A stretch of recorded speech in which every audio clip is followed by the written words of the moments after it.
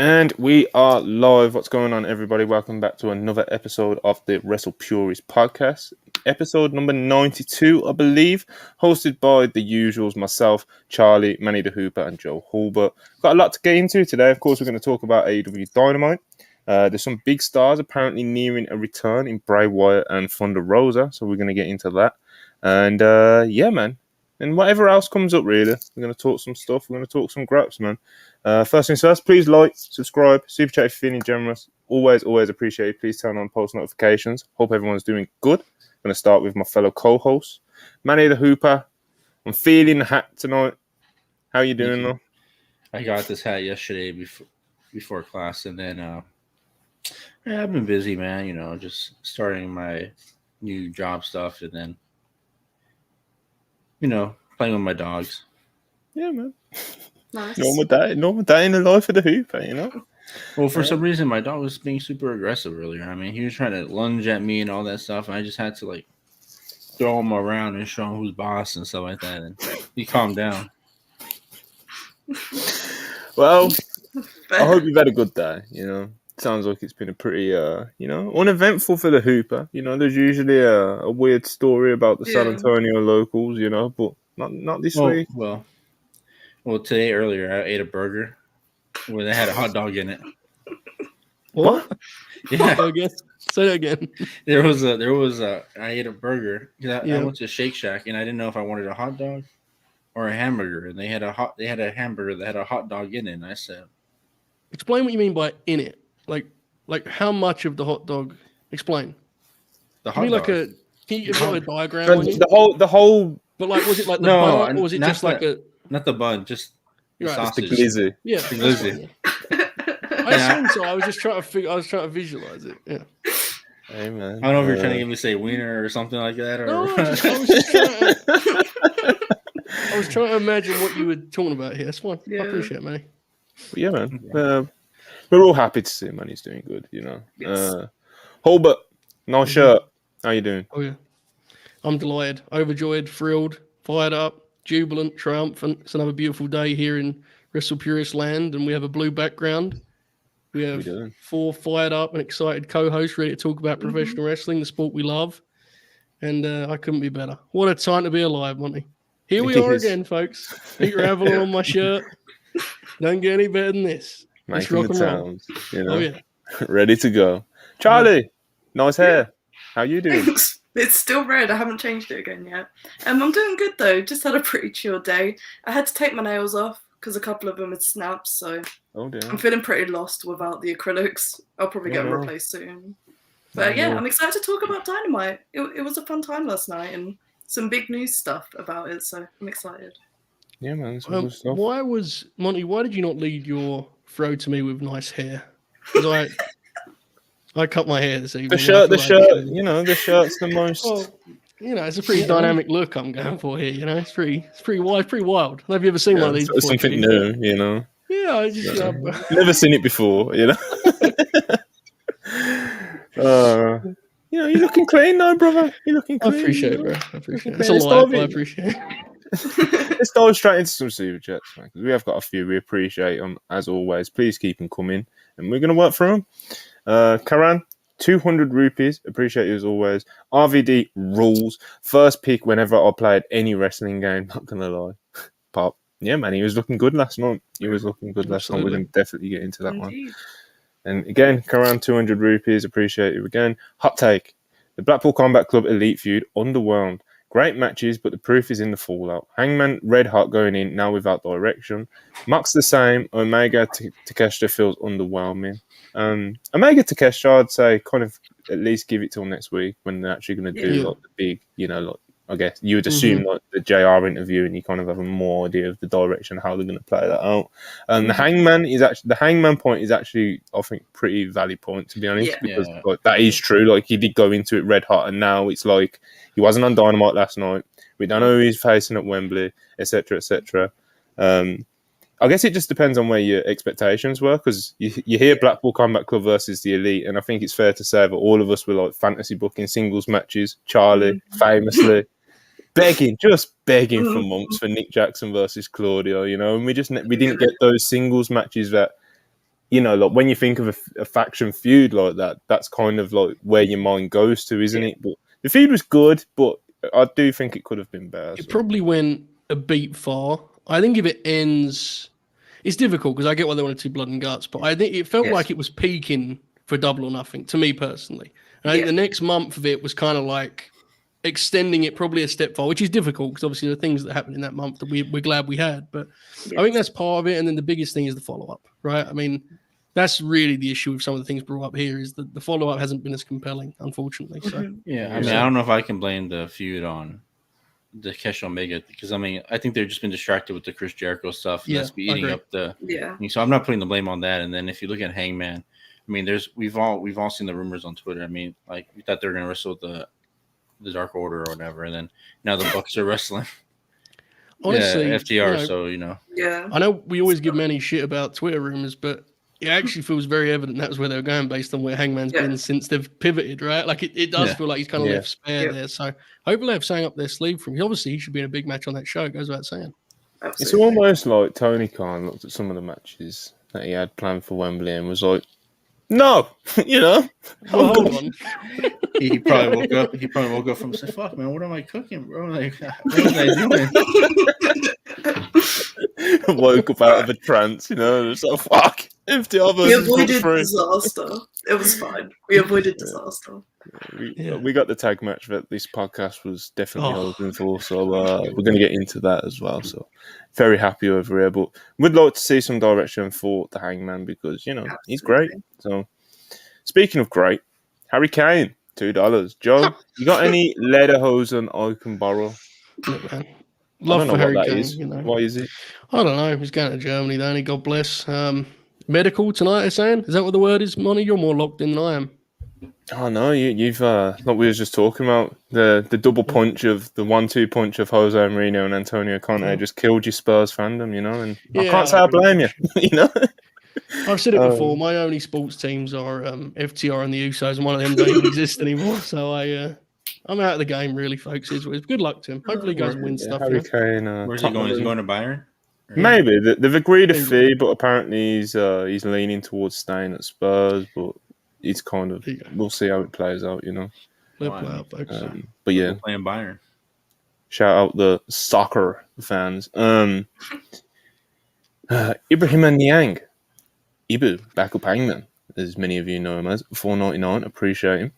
RVD and Sting were the coolest parts of Dynamite, enduring figures in the business, who for this generation of up-and-comers are figures to be iconic. Of course. I don't know if he qualifies as an up-and-comer, but yeah. It's always difficult because I think it's very hard to tell. There are some guys from yesteryear that I very fondly remembered that at the time were not beloved on shows such as this, you know? Mm-hmm. So it's always hard to tell. I think it's pretty obvious that MJF is headed to be in the history books in some form or fashion. I think there's going to be whatever the equivalent of Twitter is in 30 years. We'll be posting clips of Darby Allin bumps going, this dude wasn't real. There's a couple that come to mind straight away. But, the one that came to mind besides the CM Punk one was Moxley. I think if people are going to look back and be like, I can't believe Ambrose and Moxley were the same person. Yeah. People do that now. I do that sometimes. Yeah. you see how he started bleeding on that suicide dive? I was just like, bro, that's fucking. He just spontaneously combusted, you know. Instead of flames, he just burst into like bloodied marks, you know. It's marks, man. It's like he's got that scar tissue, brother. You know, that Nick Diaz scar tissue, brother. You know. But yeah, man. I think those were pretty good shouts, to be fair. Mox came to mind for me, but the up-and-comer part of the question kind of threw me off, you know. MJF is obviously an obvious answer. Darby is a good answer. There's not a ton. The business isn't exactly rich with up-and-comers in the States in general, for being honest, let alone ones that will be iconic, right? There's a lot of good guys, but there's, like, in terms of, like, truly, like, great, do you know what I mean? Under 30, there's a few, you know, if you're just keeping it to AEW, you know, MJF, Dobbs. Well, you know, if Tony Khan signs RVD, he might influence the next generation too. If he wrestles on Dynamite like that. Hey man, I'm for it. But yeah, man, that's the best we got right now. Darren Walker, £5. Appreciate you as always. I don't follow New Japan Pro Wrestling as much, but enjoyed the article from Charlie. She's fantastic and a fellow Arsenal fan too. Yeah, man, go check that out. Charlie's brilliant breakdown of the G1 blocks, and God bless her, man, because she watched all those matches. You know? There was a lot of matches. There was a lot of Evil matches. There was a lot of Chase Owens matches. Yeah. There was a lot of Ren Narita matches. And spiteful. I had to get it in. I have to call Monty out for this, but on his private account, he posted like a 20-second clip of Ren Narita. That's it. I didn't even message him about this, but I thought, what a prick recording his screen just to... He's got 20 people on his burner so I can see Ren Narita's forearms. Just not good enough, John, man. He's got to leave the gimmick, you know? He's just not cutting it. But yeah, man, Charlie's subjected herself through all of that. Yes, she did. And she broke it down for you people, and she's done a very good job. And go read that over on our website right now. Or you can just simply scroll through our Twitter and you'll find it within not too long. But appreciate you, Darren. Appreciate the support as always. Yeah, good stuff from our good friend Charlie, the Arsenal fan. Master94 199, appreciate you. Rob Van Dam, Omega, not happening equals promotional malpractice. I have to apologize. I think it was Mavs fan, but on a worldwide a while ago, this came up. And I'm pretty sure it was Mavs fan brought up, and I was like, it's over. Because this is when I was doing my 2010 TNA watch, and I was like, let it go. Rob's finished. Folks, he's back. The big man is back again in 2023. Book it. I'm ready. I said it was one of my dream matches, man. You did, yeah. I knew. I knew he still had it in me, man. Like wrestling in front of 400 people, at TNA, man. That's not really good. You have to be in front of like 8,000, 9,000 people, to get the juices flowing. Bright lights. Let's get him on Wembley. Yeah, you're saying bright lights, yeah. All of the greats. They just need some bright lights sometimes, Monty? Yeah, definitely, brother. Bro, like, when he 2010's TNAs. Yeah. Who was Troy back then? Good question. When RVD did that murder hawk freaking twisty kick to Jack Perry, I thought he killed him. So did a lot of people did. Yeah. Pretty common thought when all that went down, But yeah, man, shout out RVD again. Willie 999. Y'all should read Trevor Downs' all-in blog on his free site. Really thoughtful writing that isn't common in wrestling media. He was able to express how I feel about all-in better than I ever could. Yeah, I'll probably check it out, to be honest. Yeah. Because like usually, wrestling features are usually pretty like bland, It's kind of like we try to kind of step out of that circle a bit, and but we don't really do kind of like the overarching like these are my thoughts on the lead up to all in, Right. Like we kind of like do like match reviews or like similar to like what Charlie's done, and then even that what Charlie's done is like really expansive compared to what like we normally do. Mm-hmm. So yeah, it is good that like people like Trevor can still do that stuff and it gets like decent traction, Absolutely. Because we need more thoughtful writing in wrestling like we do, because there's too many people with like the same takes and pretty like bland overarching opinion, you know what I mean? So definitely something I'll be checking out. Sad Roddy Strong, $5. My neck hurts and my best friend has betrayed me, but I hope you still love me, John. Nope, it's over. I moved on. Come on! we can't lose Hulver on Team Strong. I would never. That's never going to happen. I have subscribed to multiple wrestling services to watch Roddy Strong matches in front of 20 people. I'll always be there. I would like you to start wrestling again soon, Roddy, if that's possible. But I suppose this is. I got to be honest, guys. I feel guilty for this on some level because I was looking last night at this program and I saw Roddy with a neck brace and I thought, how did he get this neck? I forgot how he got it, and then I realized it was the big man. It was Joe. It was the match that I wished for, and it appears that I have sacrificed Roderick Strong's neck and dignity, seemingly, in order to get that match. He hasn't wrestled since, so I mean, I just want to apologize. I want to apologize. I do want to say about Roddy is that man, he's been phenomenal in his role of being a good sad boy. He's doing really good. Best. He's trying his best, yeah. He's giving everything he's got. When MJF started roasting him, the sadness in his eyes just like screamed through the TV, and I said, Man, this guy gives this guy an Oscar. This guy's really good. His delivery of, are you going to let him talk to me? You're going to let him talk to me like that? That was funny. Yeah, that was funny. He was so sad, you know. Yeah. God bless, man. We love Roddy, man. So he'll figure it out, you know. He's got 2 new friends, and we'll see where that goes. You know what? Let's start with that. AEW Dynamite recap, and we're just going to we're going to jump through the highlights and stuff, but we'll start there since we're already talking about it. Only we will start off with the Dynamite review with Roddy Strong. Hey, man. The right thing to do. So let me just find the quick... All right, so they come to the ring. MJF thinks they're going to be doing a face-to-face promo for the match at All In, and he starts doing these really corny insults and stuff. And you know, they were funny corny though. And Adam Cole cuts him off. Stop. This ain't what I'm trying to do. You know, he's talking about how it's such a big show and he wants to go all in. Speaking of all in, he proposed the match idea of challenging for the ROH Tag Team titles versus Aussie Open on All In 0 hour before, of course, main eventing Wembley. MJF called Cole a pervert for suggesting this, but he eventually warmed to it and he agreed, you know.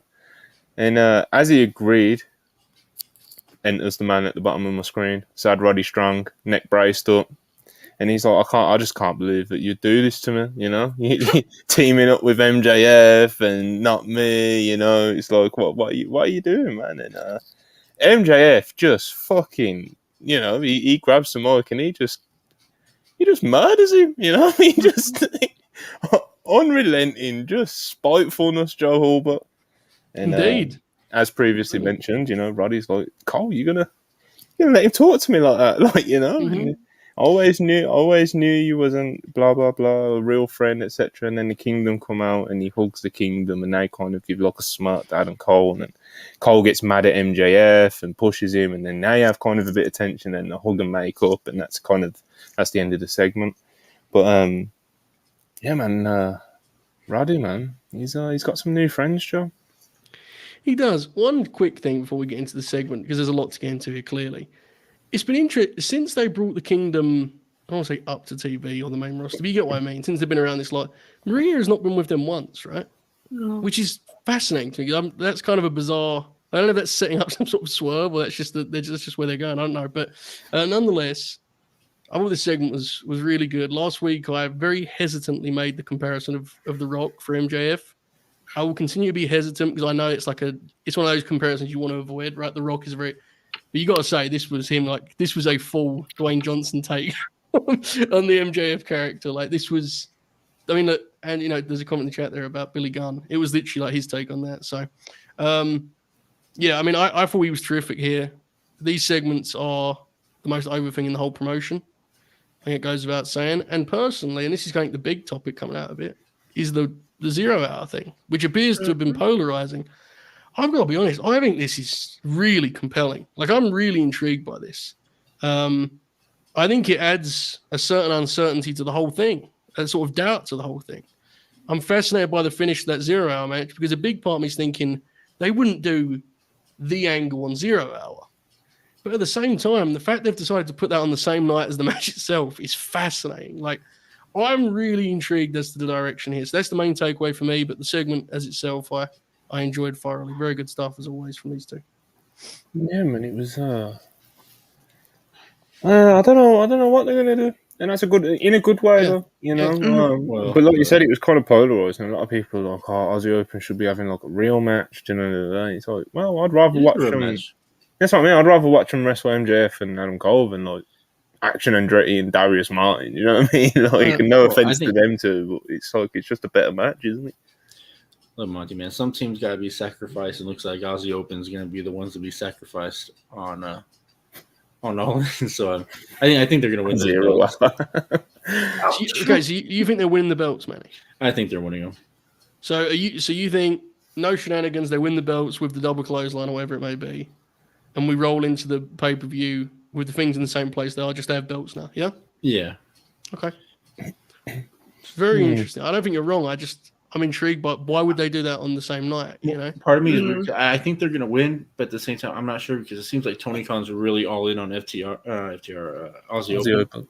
Mm-hmm. So it's just is he going to just sacrifice them so they can just be on Dynamite, or because they've been on Dynamite, with the belt. So I don't know. Yeah, but I think they're going to win. And the one thing I'm going to say on the segment was I laughed at Roddy just saying, "I'm an ROH legend," like just emphasizing that. Like,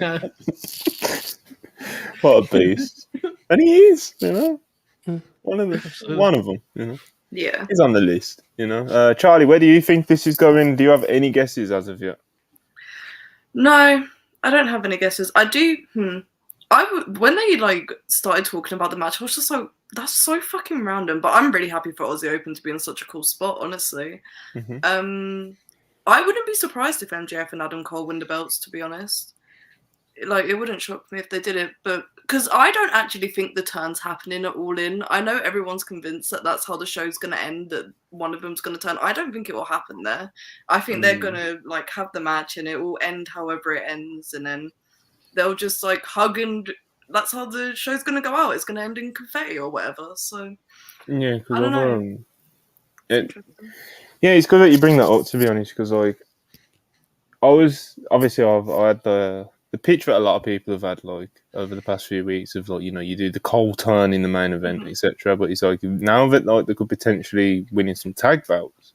Yeah, it's this might be going a bit longer, Yeah. And you just do a tension spot, at the end of All In, rather than a full on break, and then they have these, they've got the tag titles, and it's how do they operate around that, Yeah.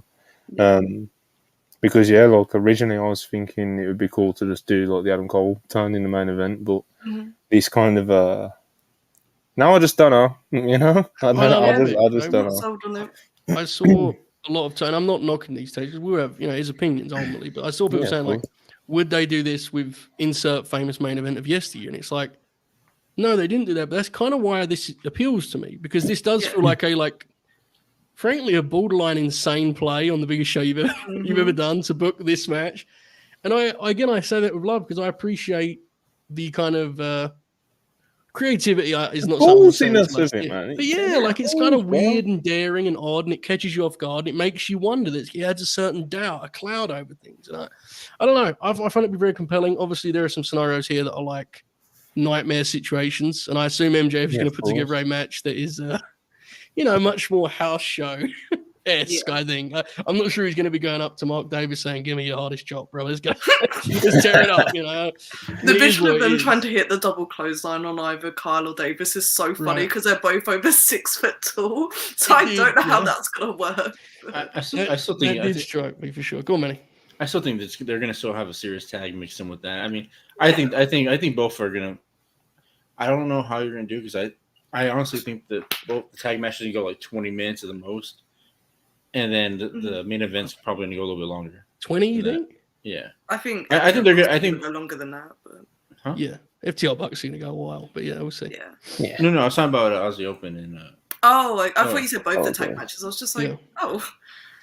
No, and then it really hit. It really hit me yesterday, after watching that segment, being man, Adam Cole and MJF really feel like the biggest things in this company right now. By far. And then I was man, that main event feels huge. It was the two biggest stars are actually going to wrestle each other. So I'm actually really excited. They could do something as well, if they don't do the big break at All In. It's they've say they do win the tag titles, they could defend them against the Kingdom. And that would be another interesting, chapter in the story. So, I mean, that could be where they do a turn. Do you know what I mean, or something like that. So, with something like that, the Kingdom could set the challenge. But if Kyle O'Reilly's ready to come back, they could do a swerve and be well, you're actually facing Kyle and Roddy, and then that's what throws Adam off enough that they lose the belts almost immediately. So they'd be transitional, but that's not going to matter to them. It's Adam Cole and MJF. It's not going to affect them in the long run. Yeah, it's the ROH tag titles, Yeah, and people being worried about Aussie Open. They're going to be slotted straight into whoever wins FTR Bucks to feud with them. So I'm not worried at all about them losing the tag belts. On that note, very, very kind of tiny spoiler here for Rampage, but I know that Aussie Open's promo after that, they have a squash on Friday, and they have a promo that's very much built around the idea of we're the best tag team in the world. Yeah. And there was a lot of buzz they would be FTR's opponents at Wembley when they first signed their deals. I definitely think your point could come soon, come to fruition sooner than even we realize, because there's a pay-per-view the week after Wembley. So I think Aussie Open are factored in regardless of what happens at Wembley. But I agree completely. Yeah, man. Definitely a lot of ways you can take this, and Roddy, man, we're all feeling for you, brother. I'm happy you found some real friends. How would a faction of Roddy, Kyle Riley, and the Kingdom look like? How would they look, man? Yeah, Bang Maria in there as well. You probably need Maria. It wouldn't be the most sort of dynamic. It feels so awesome to me in my head. On screen. Yeah. While we're talking about Adam and MJF, though, they finally did the graphics. I'm so excited that they finally done them. So shout out to whoever actually pitched it in AEW and got it done, because I was talking about that for months. Whoever's finally shown Tony Khan a tweet, Yes. Shout out whoever did that. But yeah, finally we got the classic. Nostalgic at this point, all in graphics of the talent. Yeah, definitely. It genuinely is. So, yeah, man, love it.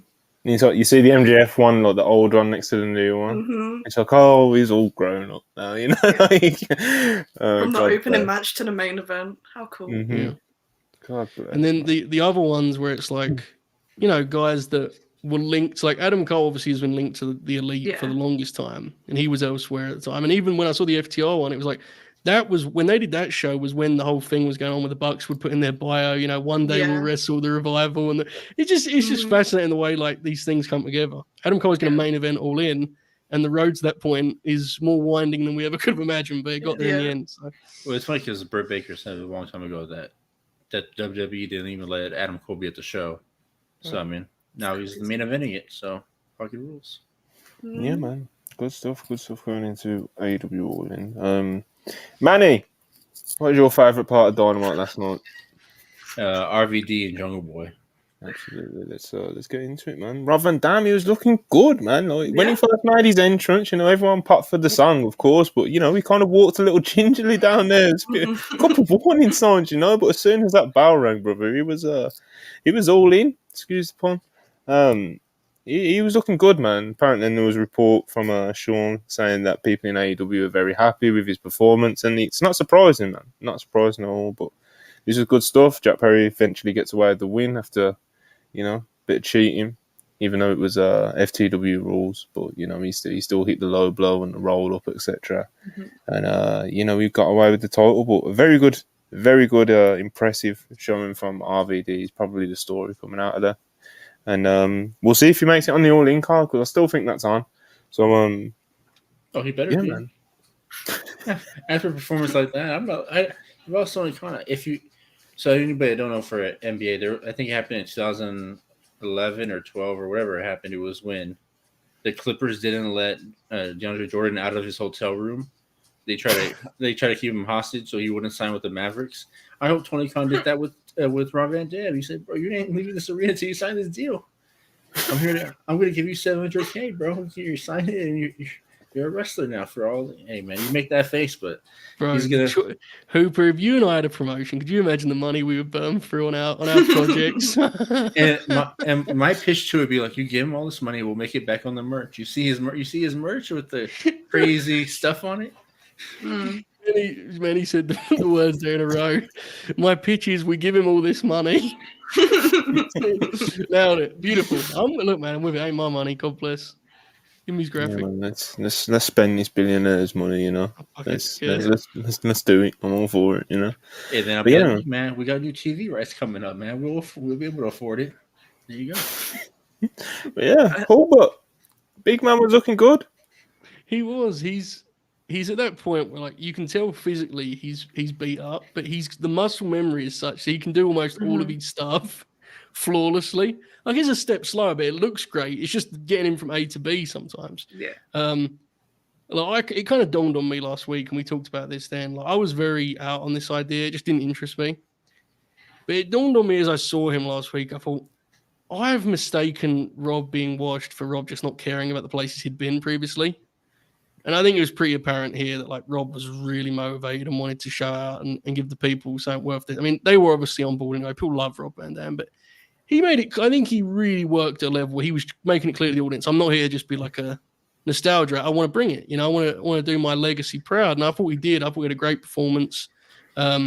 Credit to the agent on this.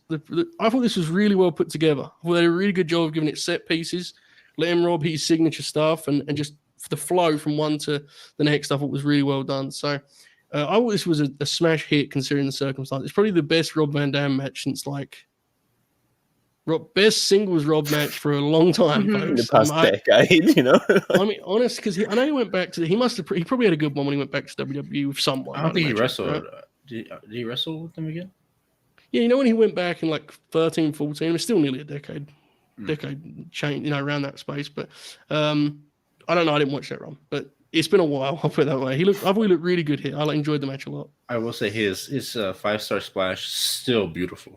He is awesome. Yeah. Muscle memory, brother, as Hulbert said. Charlie, you into this?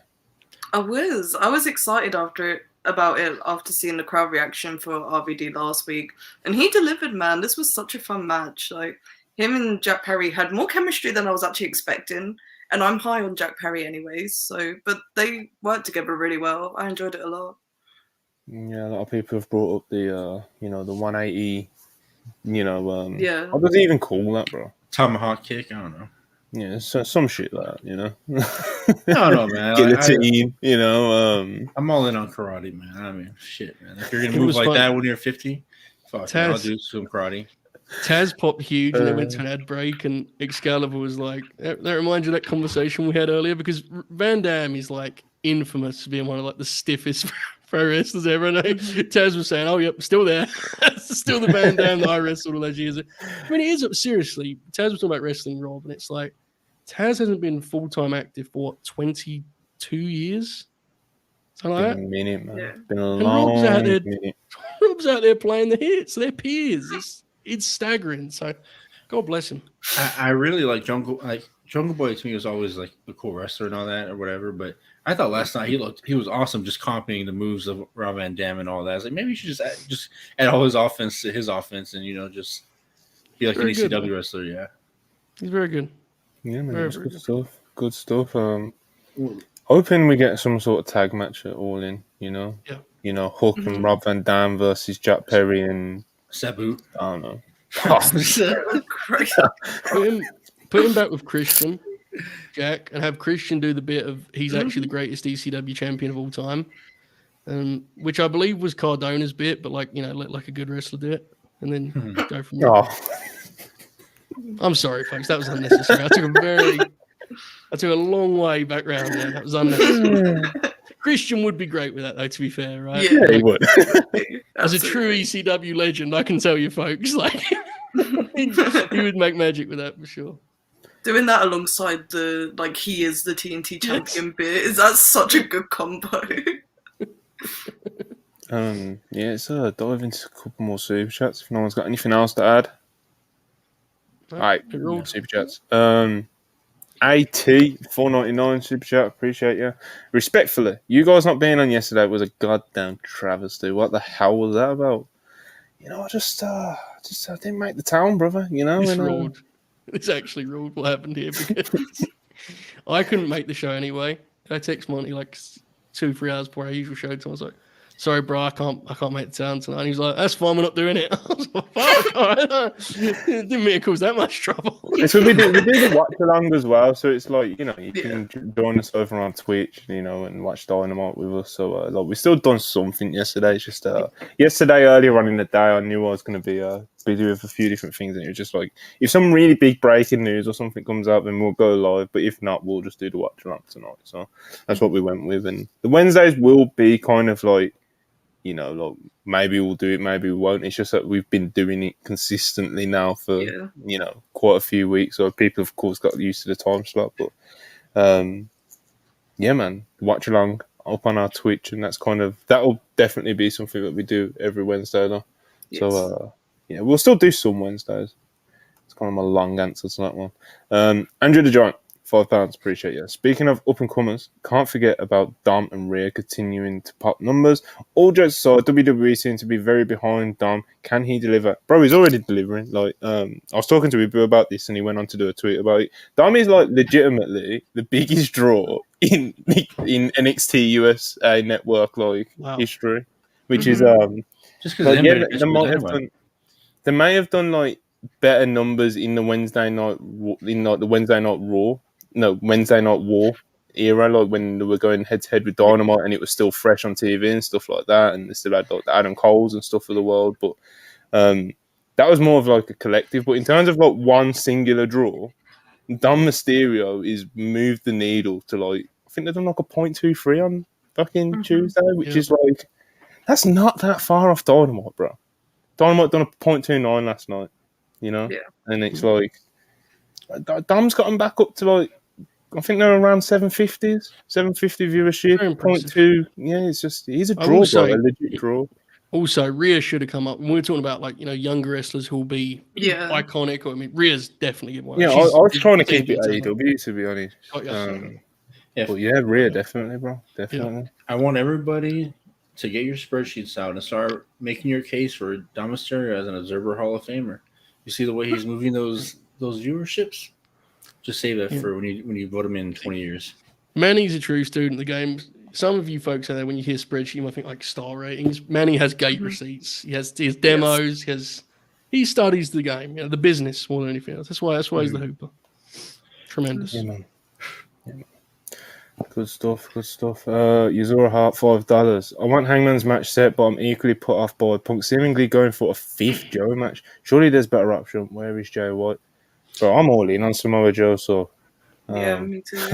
I'm all in on Punk. I'm not going to say no to seeing Punk Joe live. Jay White was on. He's been on Dynamite. He's been on Collision, man. It's a cutout or in person. He's been there. Person. Yeah, I am intrigued to see what Jay White's going to be doing at All In. He's another one. It's just like it feels like we should have the match already, but it's interesting. I think he might just be on All Out, to be honest. That might be Punk's All Out match. You know, it could be. Yeah, it could be. It feels like I don't love their chemistry, but it feels like Punk and Ricky have to wrestle again at some point. Oh no, Joe! Why? No, but I get it, but like he beat the hell out of Steamer. You know, he beat out Ricky Steamboat, bro. Yeah, you can't just get away with that. Yeah, it wouldn't surprise me if that does end up being the Grand Slam match, though. I'll wrestle him. Listen, folks, he beat out Ricky Steamboat. I'm throwing my name in the hat. I'm in Chicago. What? I'll be at Wembley too, for that matter. I'm a fan, absolute Ricky Styles, but you crossed the line, brother. You crossed the line. 100%. No, man. I would just give Ricky with like a warning. Just don't do that again. You know, we don't need to see another mediocre match between these two guys. I mean, I'm fine.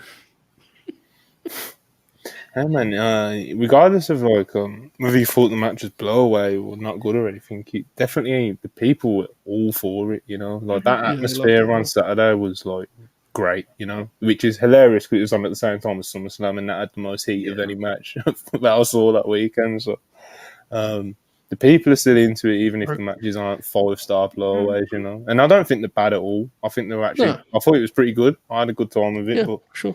Yeah, man. That SummerSlam point you made, mate, that's such a because I watched them both on delay, and so I watched Collision first. It was extraordinary to go from a building that had around 4,000 or 5,000 and sounded like that to the stadium, literally 10 times as many people, and it was like there's no heat. It was bizarre. Incredible watching them one after the other. So weird. American crowds for WWE shows are fascinating. Even AEW shows, like the crowd for Double or Nothing was questionable sometimes. So it's very weird. It's always weird when that happens because you never quite. There's certain cities that have, you can put a red circle around and be like, "Woof, they're not the best atmosphere," you know. But in most cases, it's like you don't know until you get there on the night, and the crowd just ain't moving for you, you know. So it's just. What do you guys think Hangman's match is going to be? It feels like Jay is the natural answer because they're the two guys we've circled. Yeah, that seems like the obvious. But then the problem is like who wins that match? Like, Jay. You don't want to. Yeah. I would have Jay win through shenanigans because of like this isn't a one and done feud, so you can run that up for like a month and a half. I think as Hangman's next program. So we all agree Jay is a single star, but is there a team they can wrestle him and Juice just for this show specifically? Because it is only, 2 weeks away. It might be the. I don't know who it would be necessarily. Is there a tag team that needs to be on this show? That's kind of or something. Yeah, Lucha Bros is a good option.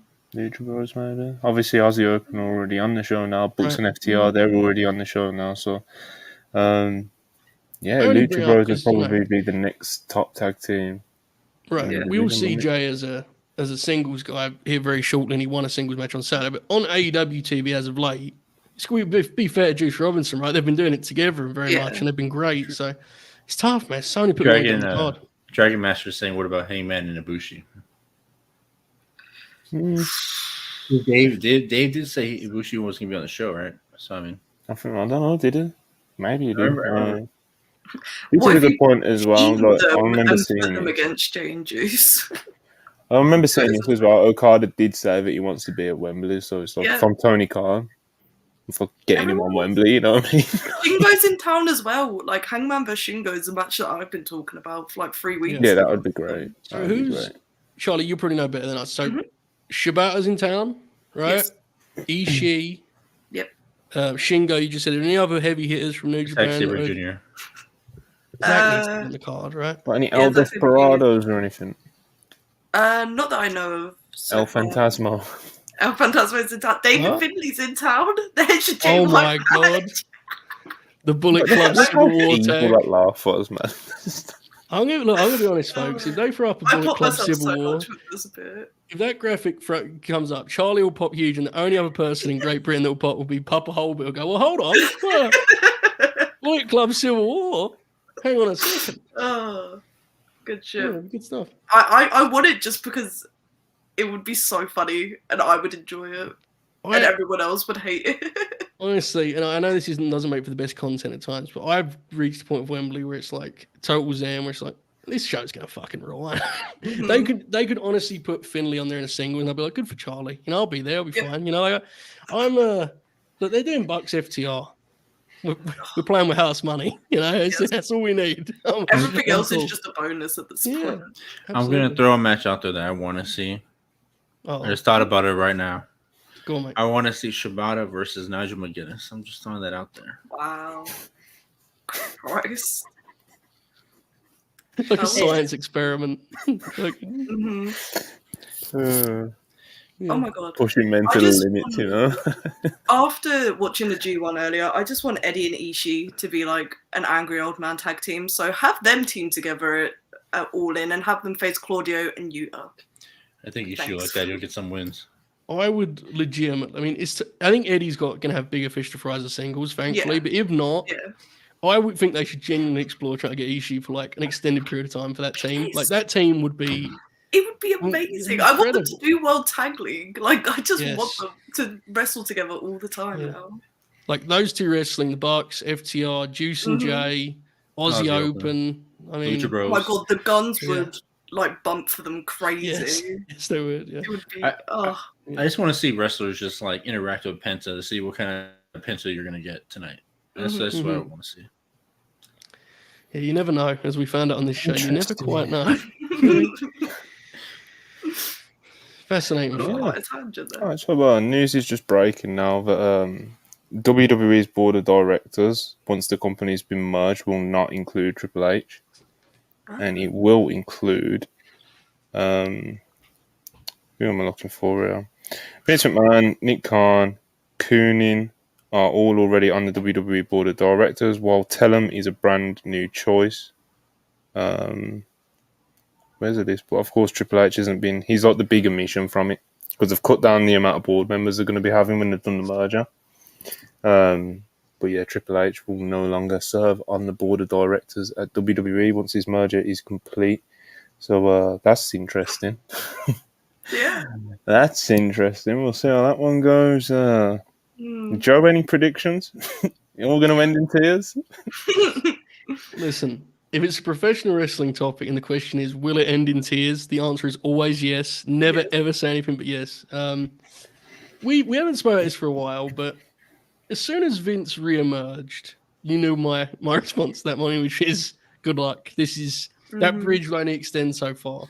And I still feel that way. But time will tell.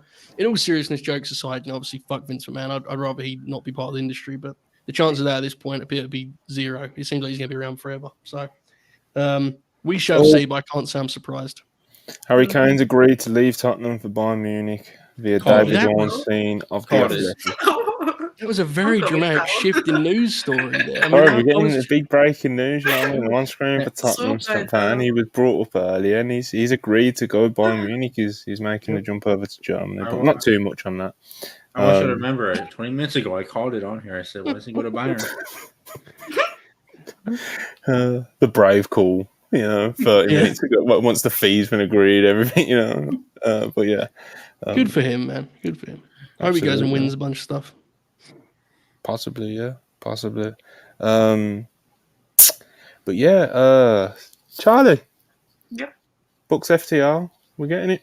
Bucks FTR. After days. But before this, we had the Hardys versus the Bucks. And, in the first few minutes, I was worried, people. I was very worried. Yeah, it was scary. It was scary hours, It was, I was having flashbacks, scary times. But they got the crowd in the end, and it was, it was pretty decent, man. Pretty decent. And of course, they come face to face with FTR after, and we're getting the big one at Wembley. FTR Bucks 3.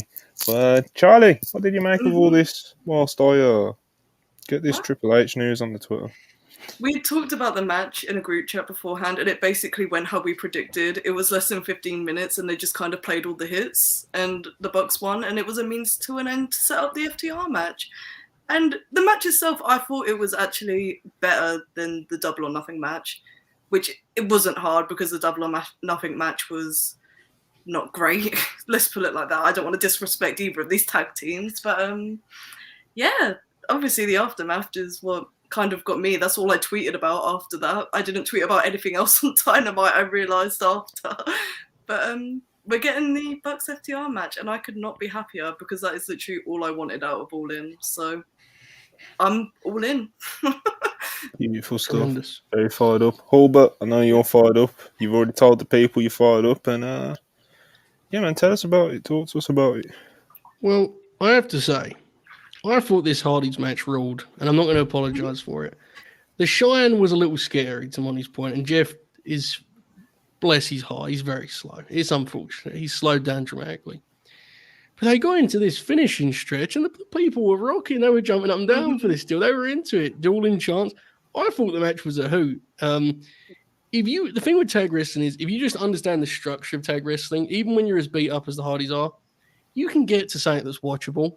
And if you have the people, which they always have the people, you can do it. And then if you're wrestling, probably the best tag team ever, it helps, and they take these sick bumps and everything you do, and they're flying around at an incredible pace. I mean, the Bucks were ridiculous here. I really liked the match. I thought it was really good TV, definitely better than the Double or Nothing match. And I just kind of another one of those examples of the Bucks really can't have a bad professional wrestling match. I don't think they've had one in AEW, genuinely. They're incredible, man. And this match was a great example. They were spectacular here. And I thought Matt Hardy, I actually thought did a pretty damn good job. I know he's been kind of a topic of conversation today. I'll leave that there. But I thought they worked really hard and had a good match. So there's that. Yes. Manny, we was texting during the early parts of this, and I think it's fair to say we was pretty worried, mate. Did they get you in the end? No, I texted him on the same, man, this shit sucked, bro. I mean, I was so out of this show for the first, 30, 35 minutes of the show. I said, bro, I don't know what they're cooking, bro. I mean, I don't know what's going on here in the show. And it's kind of, look, you guys know me. I'm a sicko, man. I see old wrestlers, and I think, oh man, this is fucking awesome. I see Jeff, and I'm sad, bro. This is not my guy. And I'm like, this is Jeff Hardy. This is just Jeff, man. This isn't Jeff Hardy, the guy that goes out there just, dancing and with the face paint. I just don't know. It's just sad. And then you got this crowd. They didn't deserve this announcement. I'm blaming Confirm Shoot for this because they weren't allowed for they weren't allowed for this announcement at all. They were just very sad. Let's go Bucks. Let's go FTR. And I was like, it was light. There was people cheering, but it was like light. Like yeah, it was sounded like an Impact show. I said, "Where are we, bro?" Sounded like just the front row or something, you know. They tried to start an all-in chant. I respected it. Yeah, I think that was the actual issue. Was they were all chanting different things. Yeah, that was a genuine issue they had. No, I actually legitimately, I think the reason Manny and I had different experiences here is Manny has a connection to Jeff, and he's bummed out about how he currently performs. And as someone, I don't have that connection necessarily. So to me, it's just like. Well, had a pretty nice match for older fellas, you know. I enjoyed it, so it is what it is. I get it completely. Probably the same reason that when Manny watched 73-year-old Ric Flair, he was like, "Oh wow!" And I was like, "This is the saddest I've ever seen in my life." Bro, did you see that he said he was on Theo Von's podcast and he was like, "Yeah, I fell asleep." He was like, "I fell asleep during that match." Oh my god! And he said, "What did he say that Andrade said to him?" And he was like, "Sir, please wake up. You need to wake up."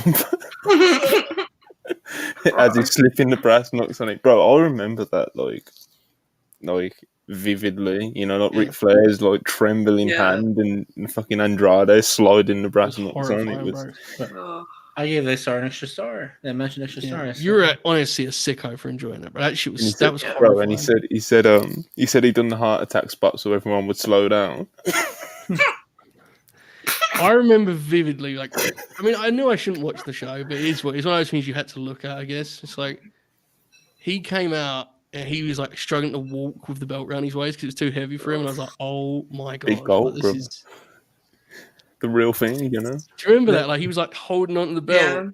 Oh, my good God. What a catastrophe. The falling asleep and while wrestling is, I didn't think that was possible until I think about it. So, like, being in like a nursing home and seeing people actually do it while they're walking or like eating, and it's like so believable. It's like it is believable that somebody will fall asleep during a wrestling match. Like I see it all the time. The idea that the same dude who fell asleep in the match bladed in that match is insane.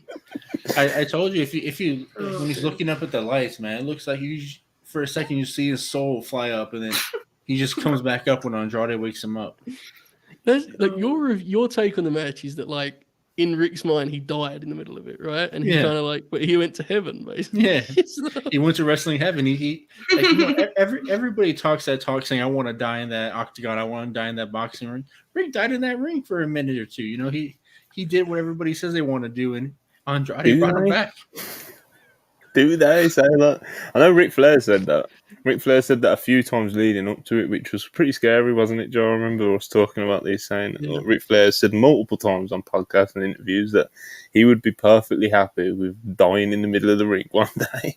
Well, I remember watching it, talking with you, and like I did a review show or whatever, and then whenever Manny got to it, the timeline just like screen caps with Manny's like, oh my God, this is one of the best wrestling matches I've ever seen. This guy is a monster. Like just built different kind of animal, you know? I think I voted for the Voices of Wrestling top 10 matches of the year. I put it in there, and then I ended up watching that match like 5 or 6 times last year. That's crazy. Unbelievable. Absolutely. It's that's the hooper for you people. Jacob Donnelly says $5. I was worried RVD would look like what the Hardys do today. Glad he proved me wrong. Yeah, he looked a lot better. I'll say that. Yeah. Cody Wills, $4.99. I'm concerned for All Out. The following week. Realistically, what could they do? Especially if it's also on pay-per-view. That's a big ask. I'm fired up for All In.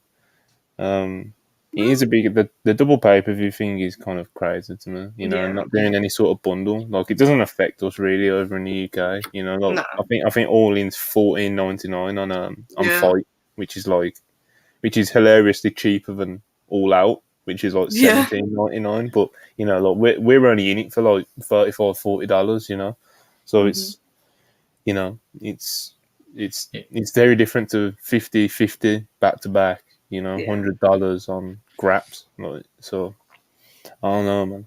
I don't know. I mean, AEW hates his fans, so I don't know. I think it's going to be thrown together, to be honest. But it has to. The truth is, one thing I talked about this a couple of weeks ago, like, when you have that roster, you can just throw a show together and it'd be a great show. It's going to struggle from a pay-per-view buyer's point of view. That goes without saying. People are just going to buy the Wembley show. That has a novelty to it, has an appeal to it, has the big matches, it's up first, so on and so forth. But as someone who's going to the show, I have no doubt it'll be a great show, but I'm certainly not expecting it to be this kind of, extravaganza, this big build-up. It isn't going to be that. So I definitely agree. It's going to be a struggle. Like, the buy rates they're going to struggle with, like, that was inevitable. But I actually think they're doing an all right job of setting up matches for the week after as well. Because we've already talked about the fact that there's probably going to be Aussie Open versus either the Bucks or FTR. And then, like, Punk's going to have a match, like, and he's got, like, 4 different people to choose from right now. So that's an easy layup for them. So I think they're going to be okay. I think they're being very smart about this. And I think that we'll probably get a Darby and Swerve singles match potentially on that show as well. Oh, no, it's after the coffin match. It's the TNT title match. Remember, they announced it for... Oh, yeah, you're right. Oh, yeah, Darby's in the TNT title match. We'll scratch that one then. But you get my point. Like, they're laying this up enough that I think that the fallout of All In is going to be a lot of the All Out cards. Yes. So... Yeah, I agree. I think there's going to be a couple matches on All In that directly kind of work as Road 2 situations too. So I think it'll be a great show. It'll probably struggle on a commercial point of view, but they won't be worrying about that too much because they're going to be selling, 85,000 tickets or whatever. So the week before, so they'll be fine. Like, the women's match is a 4-way. They can just take the champion and one of those women from that match that didn't get pinned and just run that the week after. Like, they have plenty of options. I think it'll be all right. Yeah, it'll be fine. It'll be fine, like Joe said. Like, AEW, the roster's so stacked that you can literally just throw together a card the day before, and you'll probably be fine in terms of like quality. But obviously, the pay-per-view buys is where it's going to look dicey for them. I mean, they could prove us wrong, though. Look at the Ring of Honor show last month in terms of quality. That thing was a nightmare to get to, and they just kind of chucked something together at the end, and it was a good show, really good show, great even. So it will be easy from that point of view for sure. Dunmaz, $5. Swerve at Wembley wrestling scene in front of 80k people, and some people wanted him back at the Fed sitting in catering room with Hit Row. Hit Row. You gotta worry about those people who wanted him back with Hit Row, don't you? Yeah.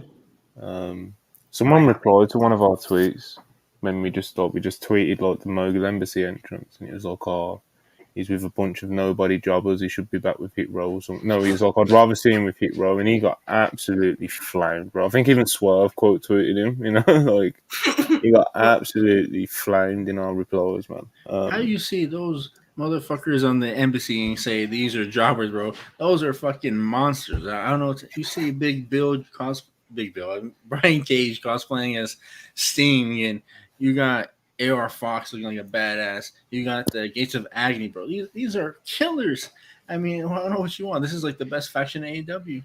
Honestly, though, you bring him up. I mean, Swerve. That's absolutely a notable story there in the super chat. But AR Fox being in this match is like genuinely one of the craziest stories in recent memory. Like, some people have picked up on it and tweeted about it. AR Fox wrestling in front of 80,000 people at all is awesome. Doing it against Sting is like mind-melting. It's like if I did that shit in a TEW 3 years ago, I'd be like, I've gone too far. New save, this is getting out of hand. It's awesome, man. I'm so happy for him. It really is cool. So, yeah, tremendous. Yeah, let's talk about that. Go on, Manny. What are you going to say? I said, I hope Sting watches enough tape on these two guys to know how they wrestle, because there's no way he knows how these guys wrestle and how they move so differently than everybody in there. He's going to see them do that roll thing they do. He's like, what the hell are they doing? And he's not going to know how to take bumps. It's going to be awesome. Yeah, man. Last night we had the Mogul Embassy, as I just previously mentioned. They all come out squadded up.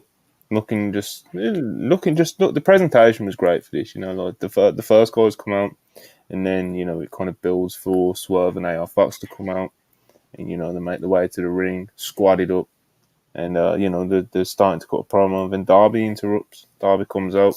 No, that isn't how it goes.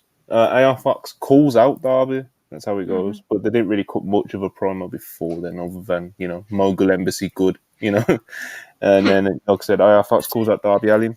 Darby Allin comes out and he just says, like, "Yo, You know, I didn't, what was it? I was trying to call you and you weren't calling me back. Like, I didn't abandon you. It was clear, like, the path that you was clear going to go on, and I was going to have to leave you to it, you know, and I'm so proud of you for, like, going from where you came from to go where you are now. But it looks like you've clearly got some new friends, etc., etc. But he's also got some friends. The lights go off and we get the return of Sting. You know, we get the return of Sting. Sting takes a few of them out. And Charlie pointed to the sign. Pointed to the old sign. I got everything I wanted yesterday. I was winning. But yeah, this is good stuff, man. Of course, like, AR Fox just being involved in anything with Sting, never mind that looking Wembley in front of 85,000 people is incredible. And same goes for Swerve, but you know, as Joe said, like, AR Fox being involved is straight TEW booking, you know, and it's nothing I'm going to complain about. He's a really, really good wrestler, man, and it's really nice to see him get this spot, you know. And yeah, Mogul Embassy, bro, it's really good. I was talking to AO about this, because AO's been like, he's always been on the Swerve Strickland hype train. Yeah. I've been not so much on it, you know, to say the least. And a lot of it has been mainly because he's been struggling to kind of like find the right fit for himself in AEW, other than like the Swerve and Our Glory run, which I was a fan of. It's like they've put him with some absolute shit partners, bro, you know? And this Mogul Embassy thing, man, it's like it's really something. They've got something there, and I'm properly into it, you know. And you know, I still don't quite see Swerve as in the same light as AO, future world champion, etc., etc. But I think he definitely does have a lot of value to add, and he definitely is more than deserving of being in like a good spot like he is on this Wembley card. So it's good to see that Swerve has found like the right fit rather than running around with like the Parker Boudreaux of the world, etc. So wow, what a day! Yeah, he do anything? He did. Just got astray.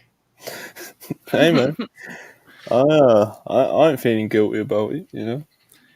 But yeah, man, good stuff.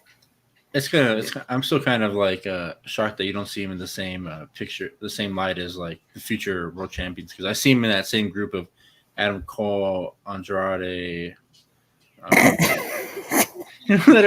No, you're right, but you got to remember this is Monty's list you're talking about, and you led. Like, think about you know our friend Montel, yeah. Like, think about who's on that list. Like Punk, NXT Kingston, guys. And you know, Scrum. Man, I ain't gonna say anything. Yeah. But yeah, man, yeah, this is really good, and I'm definitely very much into what he's doing at the moment. And this is, like I've said a few times already, this is a really great fit for him. But yeah, Charlie, did you like this? Do you like this segment? I did. I didn't realize until like I think it was like after Dynamite finished. This is a double coffin match. Like I didn't hear them announce that part. I just saw it on the graphic. I was just like, oh shit! It's really small writing as well. Yeah, it's like really small writing. Like I think it was AO that tweeted the graphic out, and I like zoomed in. I was just like, wait, there's a stipulation on this one. But no, I'm excited for it. I think it's gonna be awesome. And the segment itself, like it did what it had to. Like it didn't overstay its welcome. It was pretty good. And Sting pointed at the time with that, and it popped me huge. So yeah, I really like Darby's role in this. Yeah, like, coming out and just because you know, like you go into it, you're like, yo, why has Darby not been calling his boy, bro? What a prick, you know? He's like, he comes out, he explains it, and you know, he does his little line about I've got friends too. The Stinger comes out, you know, and it's like fucking, you know, it's good. It's just simple shit. Wrestling's simple sometimes. I'm always saying this. This was good, man. Holbert, did you like it? I did. You know, you mentioned Darby, and I agree with you completely about Mogul Embassy. It goes without saying at this point. That's a great act, but it feels like Darby's like promo presentation and approach to the live promos has got noticeably better since the world title program ended to me. Do you guys feel that way too? Like, it feels like he's got better since the Pillars thing. Almost like he learned from that, because he was a little shaky at the times during that. He had good times, bad times. I've liked most of his live promos since then. I'm not saying there's been a bunch of them, but I remember he had one on Collision that stood out to me. So there's something. The moment here was when he did the line about, you know, I've got friends too, and there was a big scream as everyone realized the Stinger was coming. That's professional wrestling. That's the sport we love. So really good segment. Slightly surprised. This isn't a criticism, because I didn't need this necessarily, but I thought Nick Wayne was going to be in the match. at Wembley. I just thought they were going to do a 6-man or something like that, but they got the coffin deal involved. So I actually like the match they've settled on, and really interesting that Darby kind of has these two feuds almost on the opposite sides of the brand split, so to speak, right? Because he has the Christian Luchasaurus thing that Ronnie mentioned, Manny brought up earlier. So it'd be interesting what is Christian not going to be on Wembley? I maybe not. I kind of wondered if they were going to do a Road 2 situation for that, but he has business to deal with Swerve clearly. So I'm excited for this. Yeah, man. It's gone. It's gone. Point's gone. Is it about Christian being good? Probably. Everybody said what I want to say already, but sorry. The one thing the one thing I would say is like about their graphic. I wish they had a different graphic from everybody else instead of having like the typical one. I would have had like the coffin or made it all black and white like the other ones, like all other Darby's coffin matches.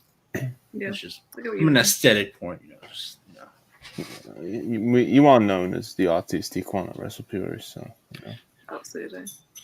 Thank you. A couple more super chats. Logan 199 being very spiteful. Spiteful German Shepherd. Larry is one ugly dog. Woof. Very spiteful, Logan. Very spiteful. Well, yeah, I bet he has a big heart.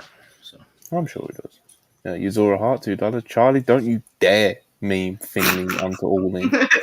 Listen, man, I've gotten my way with a lot of stuff for that weekend, so you never know what's going to happen. Yeah, he's probably going to be on the card. Bullet Club Civil War, baby. Yeah. There might be a Battle Royal. You never know who's going to show up. Absolutely. There'll be a Battle Royal for sure. Definitely. Absolutely. Match 84, 199. Feds raided Vince because of how badly body Triple H. Hey, man. It's dicey times, mate, Dicey Charging times. in, asking where Johnny Gargano is. Where's Dewdrop, man? Where you hit a Vince. Match on 84, 199. Sting balcony. Match on 84, 199. Appreciate you. Sting balcony dive going to hit different in Wembley. Christ. What they got balconies? I was going to say, what balcony, bro? That could end very badly.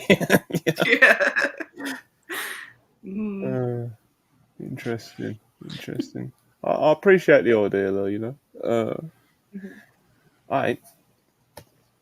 Getting booked on FTR at Wembley. I believe we touched on that. We're all happy about that. We touched on the Stinger, AR Fox, etc. Mogul Embassy.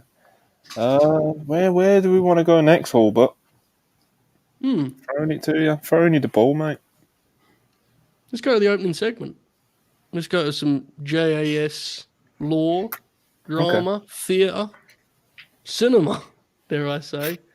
As Chris Jericho was called for a mandatory meeting in which everyone told him to go fuck himself and walked out. I thought this segment was fascinating because it was actually good in the sense that all of the promos almost were good. Some of them were great, I thought. 2.0 I thought were terrific here. Happy to see Danny, kind of lead the way too. I really like the segment on a content point of view. But conceptually this was just incredibly funny. The idea of calling this meeting so they could, but none of them spoke to each other, right? So they all just went in with the idea, I'm going to quit today. And next thing Chris knew, he was left on his own. I enjoyed this. I'm not sure it was the most dramatic way to conclude a faction that's been around for as long as they have, but honestly, I can't even pretend to care about this having a fitting conclusion because it's done. And this, in some ways, this was better. Granted, Garcia specifically, as a big fan, I would have loved him to have a more kind of epic farewell. But honestly, maybe it was funnier him just doing his dance in a very spiteful way and storming off. So I actually really enjoyed the segment. I thought it was very well done. I thought the segment itself was in a vacuum. Just the segment in itself was like you said, it was fascinating. But I thought it's kind of achieved what I guess it set out to achieve, and there was a lot of good promos within it. But I thought opening the show with this was fucking insane. It felt brutal. Dynamite's supposed to open with fucking fireworks and a fucking great match or whatever the fuck, that's what they at least aim for. Opening with this flat meeting was so because it's not like it was like. Yeah, that's what I mean. It's not even like it gives the crowd really anything to cheer either. Like it was so like it was beast flat, you know. Like, they just watched Jericho just get the shit kicked out of him verbally, and the segment ended. I was watching the show, bro. I couldn't wrap my head around it. I was dumbfounded. I was watching it. I was like, what's going on? Like, this is it. This is all that happened. I thought Takeshita was gonna come out here and take some bodies. I thought he was gonna kill some people, and Jericho was gonna beat up Sammy or something. You know, just a whole turn. But it was so boring. I can't believe they started off with that. Like, because I thought Daniel Garcia was good. Promo was good, and I thought 2.0 was good. But when the segment ended, I was just like, what a waste of time. I don't give a fuck. This is like, I thought something crazy was going to happen. Nothing happened. So, I mean, I just can't believe they opened up with that.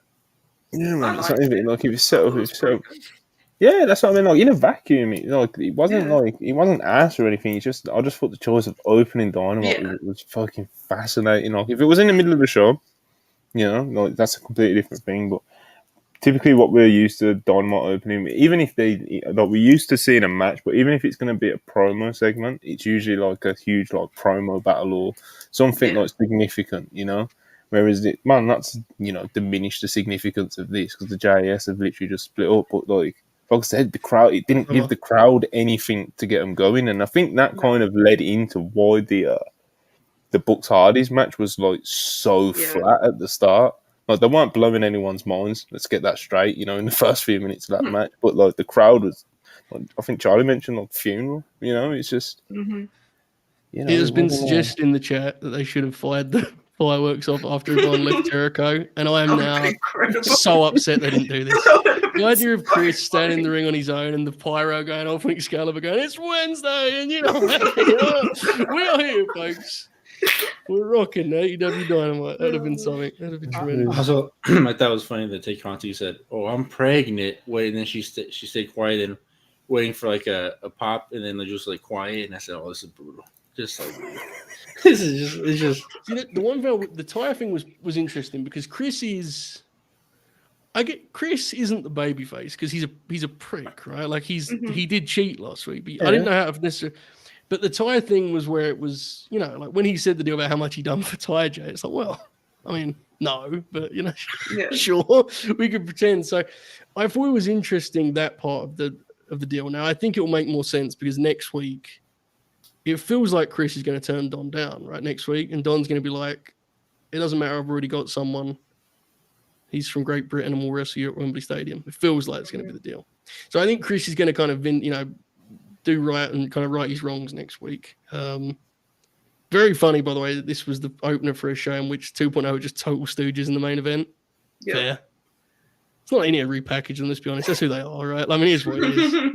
No one needs vignettes of 2.0 like hitting pads, transition to being shoot fighters. It is what it is. So. I don't know, man. Manny saw those blood and guts post promos, you know, and he's ready he's ready for him to join the Blackpool Combat Club. It sounds. No, they got great promos here. Seriously, they did a great job. Yeah, I remember after that Blood and Guts promo, I said, "Man, maybe these guys can be world champions." I don't know, man. I think they have it in them. See, the thing we need to produce for WrestlePurists, folks, please, if you want to see this, we try and make this a video essay. We have Monty's list of people that are going to be future world champions. We have Manny the Hoopers, and they kind of trowel alongside one another, and one just keeps going and going and going. It's like rolling out, you know. Monty's it's about name 3, and it starts getting faint. It starts fading away. But yeah, man, this was like I said, in a vacuum, this wasn't bad at all. It's just the choice of the positioning on the show was fascinating.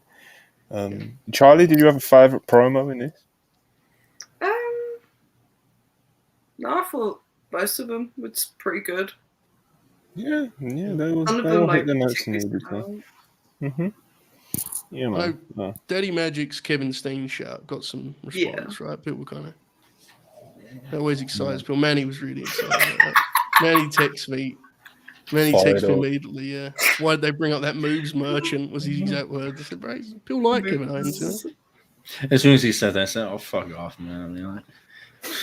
Be honest, that was the main reason you dislike this, right, man? We always got to bring up a name drop a Fed wrestler, and especially Steen, bro. I mean, fuck off, man. I mean, Wow. Do you not like Kevin Steen? He hates him for some unknown reason. He's the one person. How did I not know this? He calls him Kevin Stink. He hates him. Buddy, why? I don't know why. No one knows. We confronted him once and he said he's a moves merchant. We was like, all right. Oh, dear. My favorite part of this segment was Danny Garcia just getting in Jericho's face and just like, yeah, that was really funny. Yeah, and then Jericho just so like, good. I really hope there's like an immediate follow up for Danny. I want him to give him something big time now. You know, I think he's so ready to be a player. So hopefully it happens. Yeah, man. We'll see how it all plays out for Jericho and the members who have just left the Appreciation Society. But yeah, this was hilarious. Women's 4-way tournament was announced. I think we kind of touched on that, but who we got? We got Britt Baker, Bunny, Saraya, Sky Blue. Then obviously Shida versus Anna Jay was later in the night. Toni Storm has exercised her rematch clause and will automatically be added to the match, which, you know, I guess is fair to question. Why would you use your rematch clause for a fatal 4-way, etc., etc.? Well, to be fair, she's kind of like in a panicked mode. Or I guess if you want to use logic, a 4-way, anybody can be down and you can pin them. I mean, just logic. I mean, you know, it's details. It doesn't matter. We're getting a tournament, and yeah, man. I think we're going to end up with Saraya's probably going to beat Sky Blue. Britt Baker's probably going to beat the Bunny, and of course, we saw Sheila beat Anna Jay last night. So, Monty, they didn't even fucking try, bro. They just threw out names out there. Exactly. There was no need for this to be a tournament to begin with. Just shoot an angle or something, you know. Like we saw the 4-way thing coming from a mile away. We've actively talked about on these shows. Like as soon as Jamie was out, you knew they were going to do a multi-woman match, which is fine. It's honestly probably the right match for a stadium. It's not a good thing, but that's kind of where we're at. With that being said, like just shoot an angle or something. Even if I hate these segments usually. But I honestly would have preferred you did the deal where they keep getting interrupted and all 4 people come out. And again, let me stress, folks, I usually hate that deal, but this tournament is like everyone immediately knew what the match was. There's no need for it. You know, it's just whatever. You know, Squad Blue with an upset. Yeah. I'm telling you, I know that's not going to happen. I'm very confident of it. That's probably like the least likely out of all of them. You know? The bunny winning against whoever she's wrestling. I pray that match is good, but that's an insane match to book, man. Seriously. Yeah. Like, with the form Britt's been in, how long has it been since the Bunny wrestled? And I have a lot of time for the Bunny, but she was never Kenny Omega. You know, I mean, she's not wrestled in a while. I just can't believe they came up with that match, but hopefully it's good, folks. We'll root for it. Fingers crossed.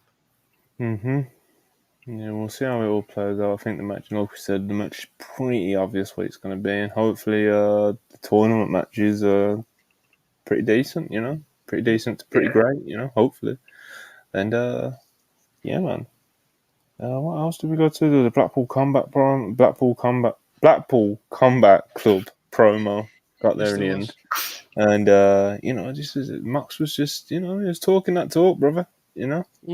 Always love a Mox promo. I know Hulbert, you feel the same way. Manny, you feel the same way. Charlie, you probably feel the same way as well. You just don't miss, does it? Nope.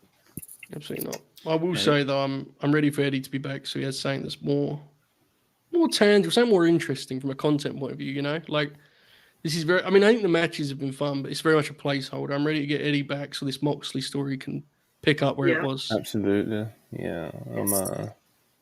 I might become truly shameless when they really start to pick up that feud, you know. Because I was borderline shameless when they'd done it for 2 weeks. You know? Yeah, man. I'm fired up about that one. We've already spoke about MJF and Adam Cole. Let's talk about Blackpool Combat Club defeating the Lucha Bros. Claudio stealing Penta's mask. But yeah, this yeah. But this was good, man. This was as good as you'd expect from a Mox and Claudio versus Lucha Bros Dynamite match, man. I enjoyed this quite a bit. Manny, I know you was a big fan of this one as well, so tell the people about it. This match felt like they actually hated each other. I felt like there was a lot of extra stink in some of their offense towards each other because I know the Lucha Bros light each other up sometimes, like their opponents up sometimes, but they were going extra hard on those super kicks, and Claudio was laying in those European uppercuts. I mean, this was just awesome, and there has to be something said about Moxley and Claudio being. They should be in the conversation as the best wrestlers in the world right now, because just even for Claudio, because I didn't think about it all because I was just thinking of his single stuff. But if you include his tag matches. Bro, he's having an incredible run of tag matches, singles matches, and it's not getting talked enough about how great he is right now. And I'm really interested to see what happens with the BCC coming up. Mm-hmm. Mm-hmm. Yeah, and this was I agree. Yeah, like I said, this delivered what it said on the tin, as we say over here. You know, I don't know if they say that over in the US, but yeah, man, this was what I wanted out of this, and it's what I got out of it. Hulbert, you like this one? Yeah, it's pretty good. I think I may be the low man on this, which is hilarious after I reviewed Hardy's Young Bucks like it was FTR Briscoes. But, you know, I thought it was good. I will say there's a certain fatigue I've struggled with as of late with the Blackpool Combat Club that I'm not comfortable with. I look in the mirror and I question myself. Why am I feeling fatigue when it comes to Blackpool? I don't like it about myself, but I have to be honest. I am feeling it ever so slightly. I thought this was pretty good. It feels like they have a much better one in them. This was the Dynamite version, you know. Exactly, yeah. I don't even mean it as a critic as much as it was just the way the match was kind of put together and stuff. But I still liked it. I mean, there's the floor with, you know, this level of talent obviously is still higher. So I like the match. I haven't found, you know, as I kind of touched on a moment ago with the Eddie thing, I haven't found this conflict to be especially interesting, this kind of best friends, Lucha Bros, Blackpool Combat Club deal. But the matches have all been good, and the last week they did like some ridiculous business, some of the violence last week. So it's been good TV. I haven't found it to be especially interesting, but it isn't really what's going for. It's just kind of a placeholder, to be honest. So decent match, yeah. Yeah, good, not great blowaway stuff, you know, and that's kind of you meant let's talk about the Blackpool Combat Club fatigue. I think there is absolutely a point to talk about, and we'll tread carefully because we know how great they are and how fucking, you know, how beloved they are. But it's and you know, you never want to say that someone wrestles too much. But like the Blackpool Combat Club, like they do wrestle all the time to the point where it's like when they get booked for a match, it becomes just kind of that's the standard, and it's always good. Like it's always good. I'm never going to complain about it. But it's like, you know, like they wrestle every week, and it can be against pretty much anyone, you know. Like, so it's like it takes the novelty away. They don't feel as special, even though they're still great. Like, even though they're still great when you see them, and like we just talked about, Moxley cut a good promo when he went out there and had a good tag match. Like, it's not like they're doing anything bad. It's just it doesn't feel as special, you know. But I think that's kind of the long and short of it. Yeah, and again, I don't think any of us want to be dramatic about it because, as you said, the core issue is us being like, "Oh, the wrestlers wrestle a lot. Like, who cares?" I mean, you know, it's no big deal. But the one time I'll say it really did stand out to me was the week after Blood and Guts when they did that triple threat tag. I was like, I don't know if they need wrestling this week, but I get it, ratings, and they're a big act and so on and so forth. I love the act. To be clear, it's just I've definitely sensed that in myself recently, so I thought I'd bring it up. So here we go. But yeah, Charlie, did you enjoy this one? I did. It's tag team wrestling with four guys that I like. There was no way that I wasn't going to enjoy it. I honestly I enjoy watching the Blackpool Combat Club wrestle in any of their tag iterations, like especially against the Lucha Bros because they're so good. But I'm just interested to see where this goes because it does kind of feel like we're just kind of meandering through the G1, just waiting for Eddie to come back now, and the closer we get to him coming back, the more obvious that feels. Because Eddie was on commentary for the G1 the other day, and he made reference to the fact that Mox has called him 5 or 6 times, and he's just not answering the phone because he just doesn't care what he has to say. But he's gunning for Claudio and Yuta as soon as he comes back. So. Eddie hasn't forgotten, so I'm very excited for him to come back. But no, I enjoyed the match a lot. It was good. It was good tag team wrestling. I like that there was a heavy focus on it on Dynamite. There's been a lot of focus on tag team wrestling in AEW as a whole recently. Yeah. So I've been having a great time with it all.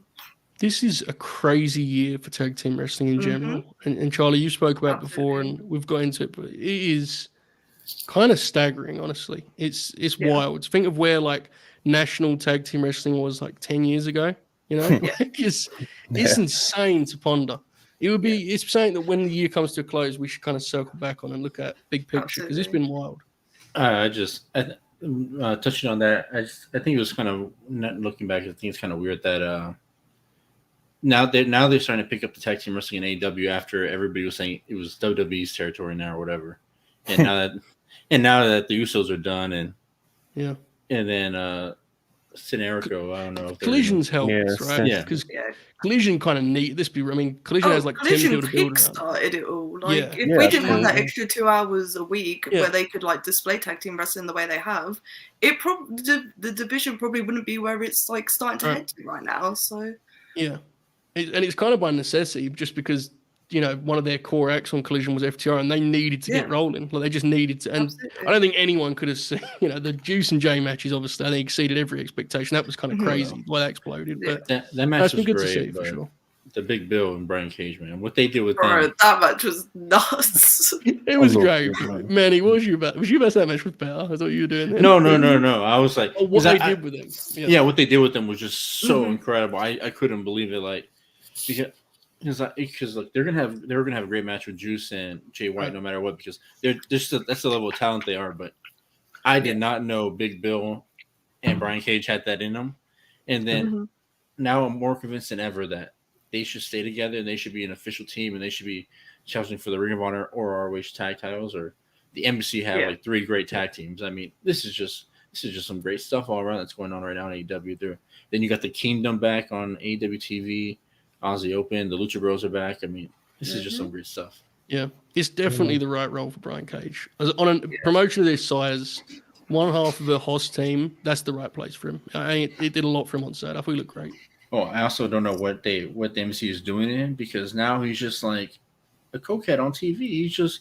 He's just running around, like shaking the ropes and all that. It's just awesome. What was I going to say to Manny, did you ever see, I think it might have been 2022, Brian Cage versus Will Ospreay while we were wrestling? Oh, that match is so good. Yeah, I think I did. That happened in like a little gym, right? Like in a little amphitheater? I think it might have been yeah. At the, what's the name of it? I forgot the name of the venue, and it's a venue that I really like, but Warrior uses sometimes. It's like a high school gym or like an auditorium where all the seats and it's got the seats that it's just really cool venue. What's it called? It's gonna bug me now, so I'm gonna have to find it. People. It was the show right before that Survival, right, where Brian Pillman went through all the top names. I think so. Maybe. But yeah, really good shit. Brian Cage, he can do a lot of good stuff in there, Get him in there with Brian the right Cage people. Has two really good matches with Bandito, and I'm just waiting for them to do Brian Cage versus Bandito again, because those matches are awesome. They had one. Oh my god, bro! Man, it said, "Oh shit!" The Bendix Arena. Right. The Bendix Arena in Indiana. It doesn't hold thousands, but it only holds like 300-400 people. That made me jump for like a moment, and then I looked at Manny, and Manny went, "Oh shit!" Like a fire went off. Oh, God bless. Oh, dude. Woo. Yeah, man. Funny as fuck. Anyways, Dynamite. Yeah, Dynamite. Yeah, let's do some super chats. Keep them coming, of course. Always appreciate. Reese Hayes, £2, appreciate you. Dan Pancrase, Matt Menard, Throw Hands, Angelo Parker. Hey, man, that's what Manny sees. That's how Manny sees him, brother. Rebrand, brother. Manny's calmed his baby down. Happy to see it. I don't know what happened to her. I opened the door, because I thought something happened outside. I opened the door. She just ran around and just came back in the room. Just want some attention, brother. Dog, bro. Sleeps all day and wastes time podcasts. Start acting crazy. Dunmaz, $5. Okada said he wanted to be at Wembley. Gato has this man facing Evil in the semi-finals of the G1. TK, please save this man before it's too late. Hey, man, time's running out, brother.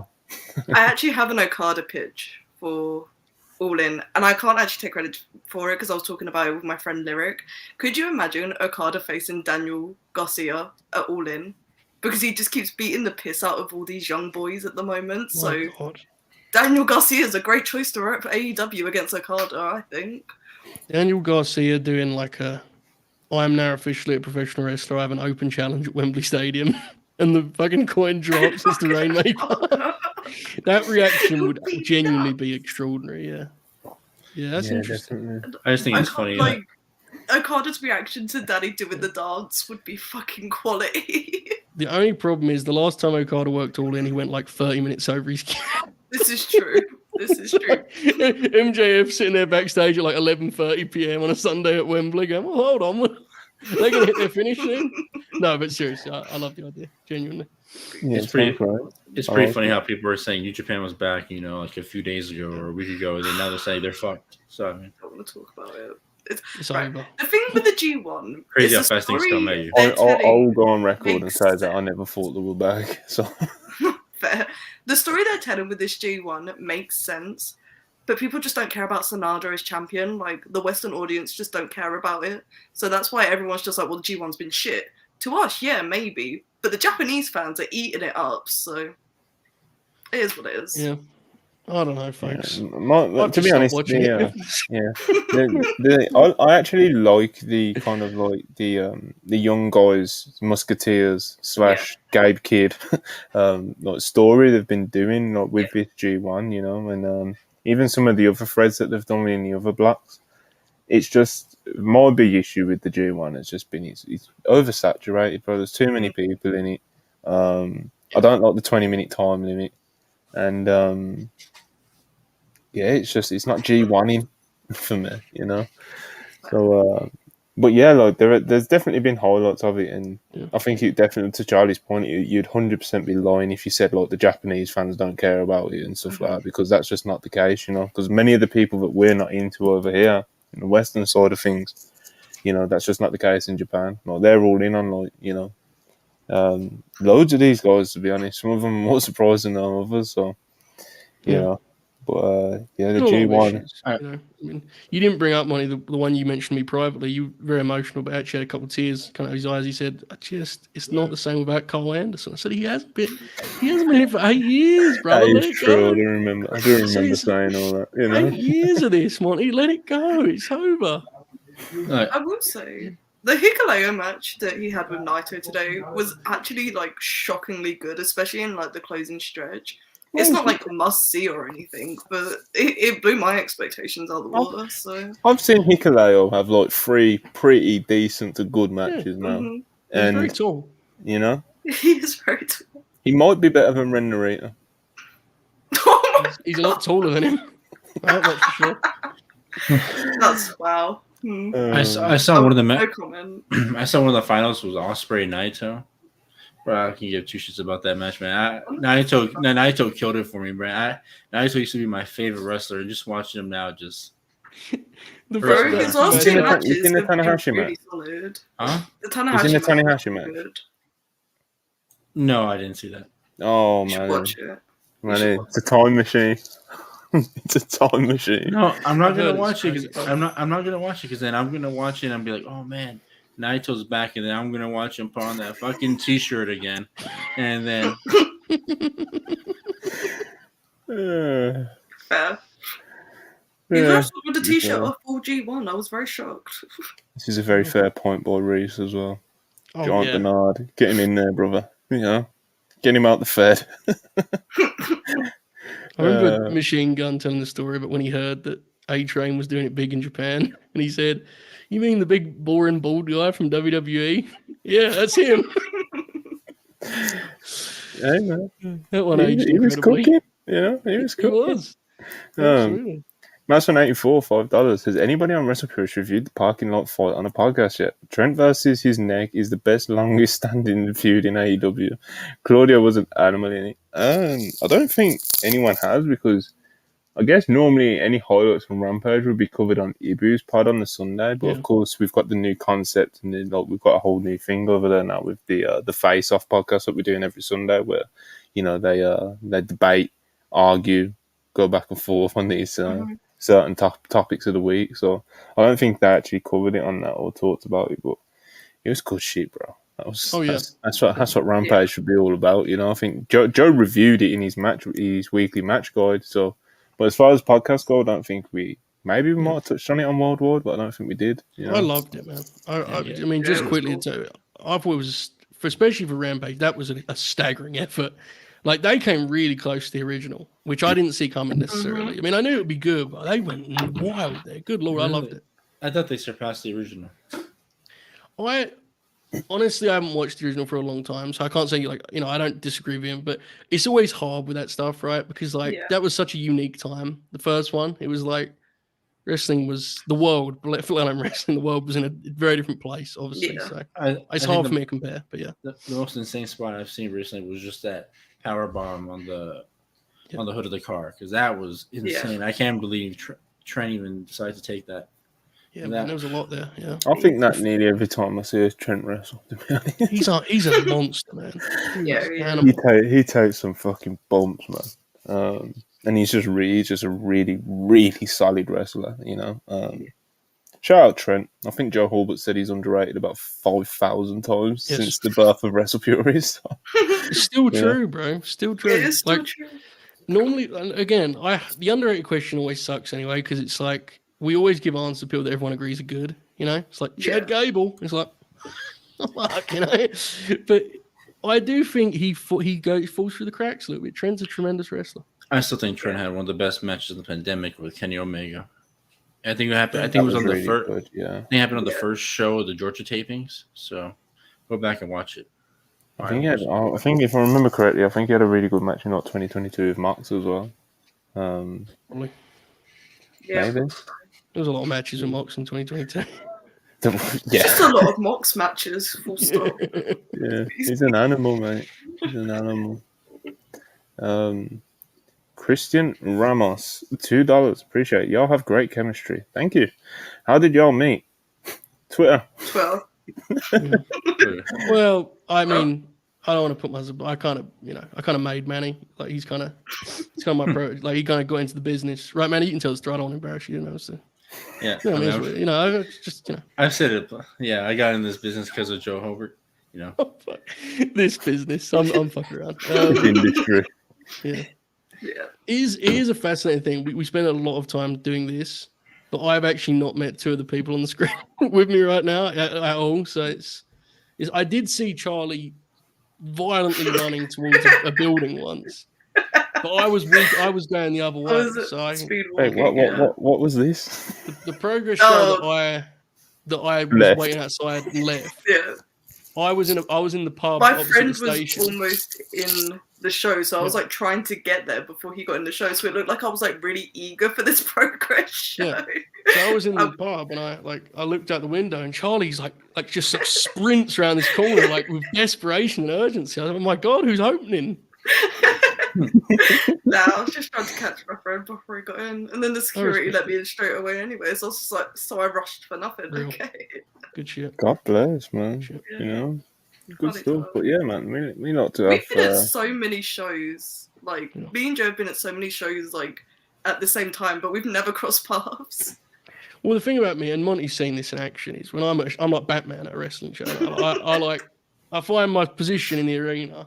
I don't move after that. I don't make any sound. I don't have a cape or anything, but I do just sort of sit there and watch the wrestling. Now, people say, I mean, you hear people talking about there's Holbert down there. You know, I don't move a muscle, folks. You know, Monty was signing autographs, and I don't even look at it. I'm looking at the wrestling.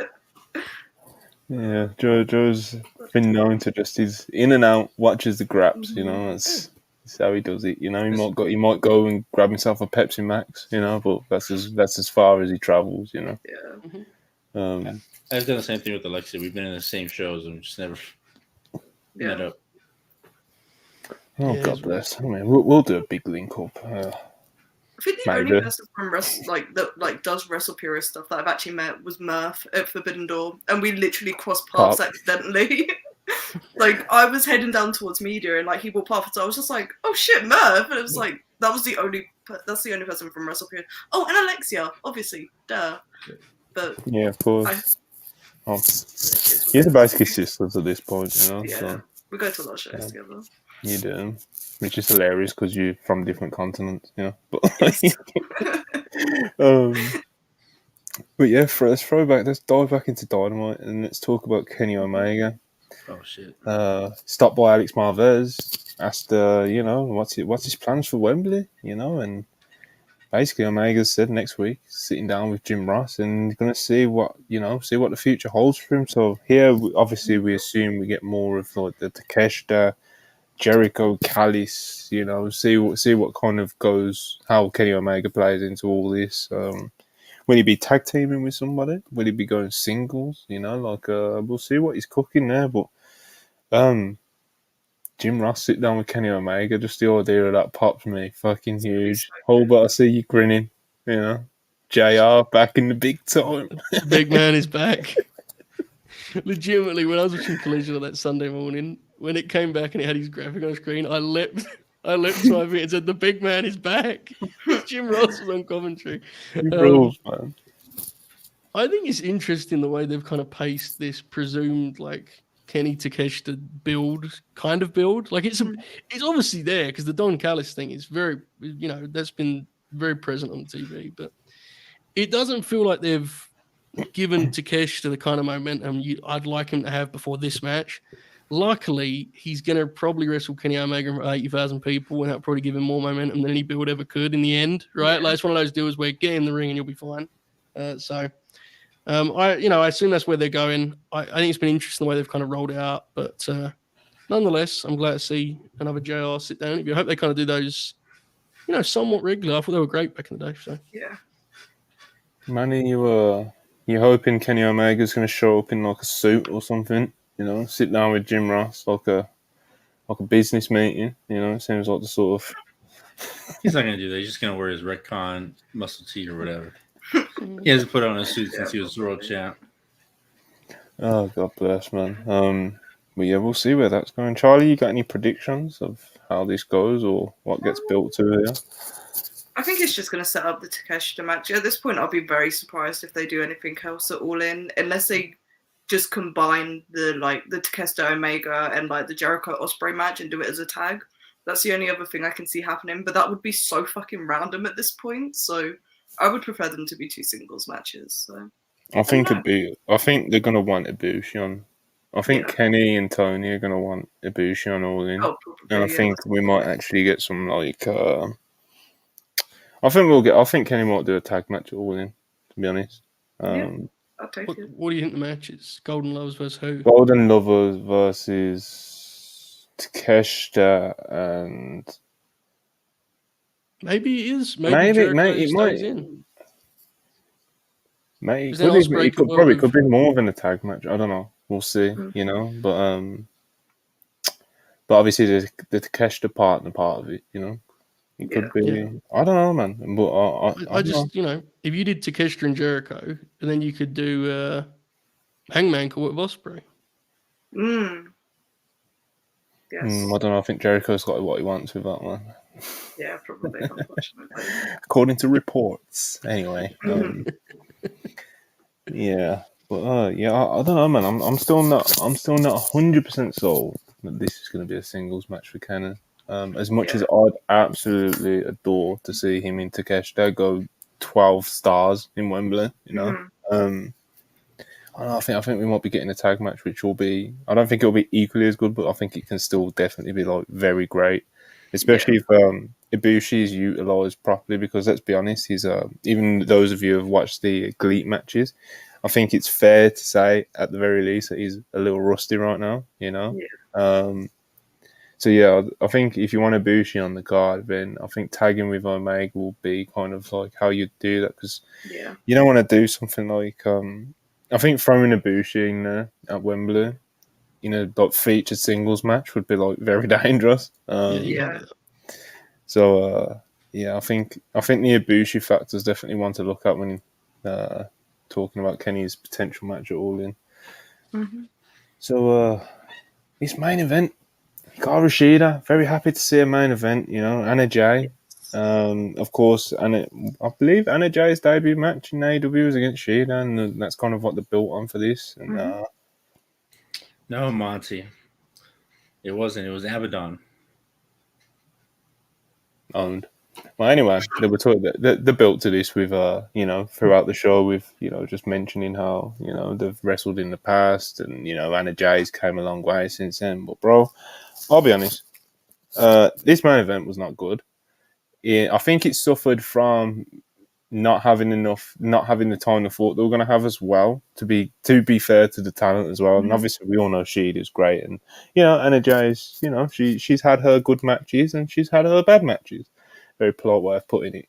But in terms of this match, I was messaging Manny wasn't even watching. I was just messaging Manny, bamboozled by this match because, like I said, it feels like they didn't have the time they thought they were going to have. So they started the match, and they're just kind of they're pacing it in a way like they're going longer. And I look at the clock, and they're still kind of just like fucking around doing like almost like opening sequences. And I look at the clock, it's 57, bro.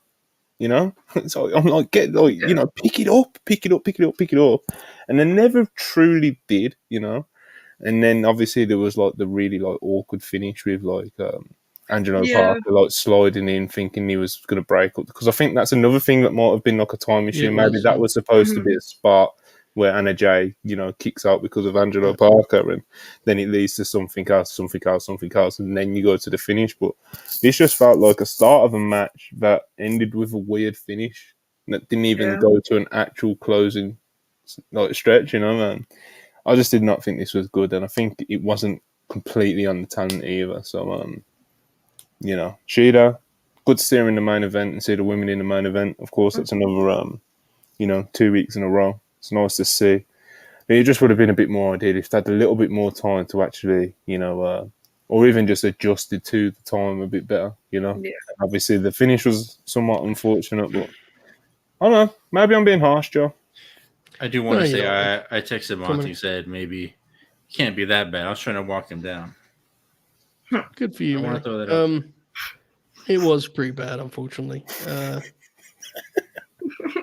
Anna Jay just doesn't need to be wrestling on TV at this point. That just is what it is. And if they're going to continue to run a house show, which I know I've kind of halted since Collision, ideally they could do some of those for wrestlers like her. I know she was on those, and people had fun with the way it looked. But that's the only thing you get experience because right now she's just not ready to be wrestling on this stage. I know she has a dance background, but it genuinely is like watching. It's like a full-on routine with Anna right now. Like there's no feel for it whatsoever. It's just going like beat to beat in a way that's like that has no grit or physicality or fire or emotion. She's just not there right now. And then that is what it is. I mean, she's definitely plateaued, but she's still only 3 years into the industry.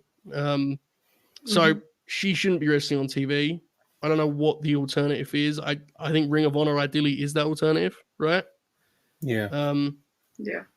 There's a handful of people in the division that would benefit from more time to develop, but I have to be I think Anna is at the top of that list. I just don't think she should be wrestling on TV at this point. And that's again, that is what it is. But putting her in the main event, I thought was kind of insane. And I know that's a shitty take because we all want the women to be main event in more shows and we treat it as a main event in the world type. But I don't think anyone saw this as the main event and thought that would be great because Anna's not there. She's not having great matches at this point. It is what it is.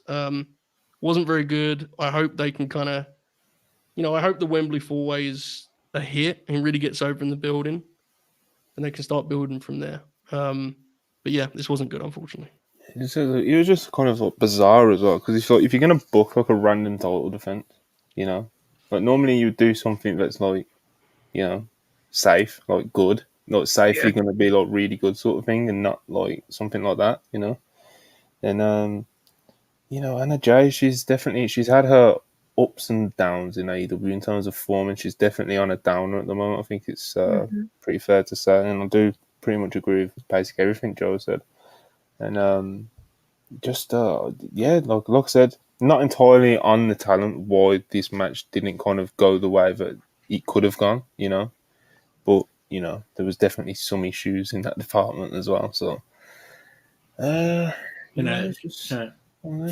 From someone who's looking from the outside in, can I just throw something out there? You think they just had this main event because of what happened last week, or in what way? What happened last? What the situation? Yeah. I don't know. I think it's actually because I think the fact she won the belt in the main event, I think they kind of want to, make the belt. It is a world title after all. I think a lot of the problem with the women's division AEW has been, as much as there are issues in terms of the creative intentions and input, a lot of it I think is quality control. And just sometimes you have to be harsh and just say, this person's not really wrestling on TV, and it's like, it doesn't mean they can never do it. It doesn't mean they're not got potential. Certainly I get the, why you'd be intrigued by the prospect of Anna Jay, but she cannot be wrestling this match on TV. She's just not ready to. Yeah. It's plainly obvious, right? So anyone watches the show. So I don't know. Agreed. Yeah. Charlie, got anything to add since me and Joe have just kind of... No, it's pretty much nailed it, to be honest. I don't really have anything else to add. I thought it started solid, and then it just kind of fell off very quickly, and the finish was really weird. I don't know. I'm happy that the women are getting the main event spots in that, but maybe they should choose wrestlers that can live up to that spot right now. Main event wrestlers. Anna Jay is just not there. So look, I mean, and again, it's difficult because you don't want to be. It's hard to focus on individuals without feeling inherently personal, which is never my intention when I do this show. But I referenced it earlier. I think on next week's TV, they're doing the Bunny versus Britt Baker. And I'm going to be coming on here for a review, and I pray it's good. But if it's bad, am I supposed to be surprised? Say the same thing. It's seriously. Word for word. I do find it to be slightly baffling on some level. Some of the talent selection. And I get wanting to give everyone a chance to, to shoot the ball on occasion, but you gotta be selective. Well, let's see. Okay.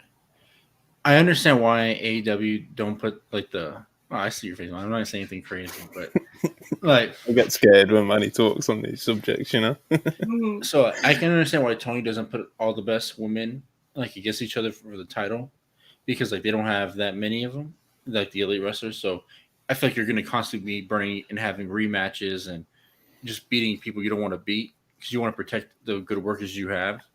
So he puts them in there with the people that aren't ready, and you just get the product you have now, which is kind of weird. I think they might be realistically 7 deep of good talent, and I don't know if you want to be burning through all those rematches and keep having them every time they wrestle. So maybe you put in there with the energies and stuff like that. I think you're right, by the way. I think it's absolutely their mindset. So I think it's a good point. But in this particular case, look, she's not a super worker or anything, but they set this up by having Anna beat Sky Blue. They'd have been better off just doing a babyface match with Sky Blue.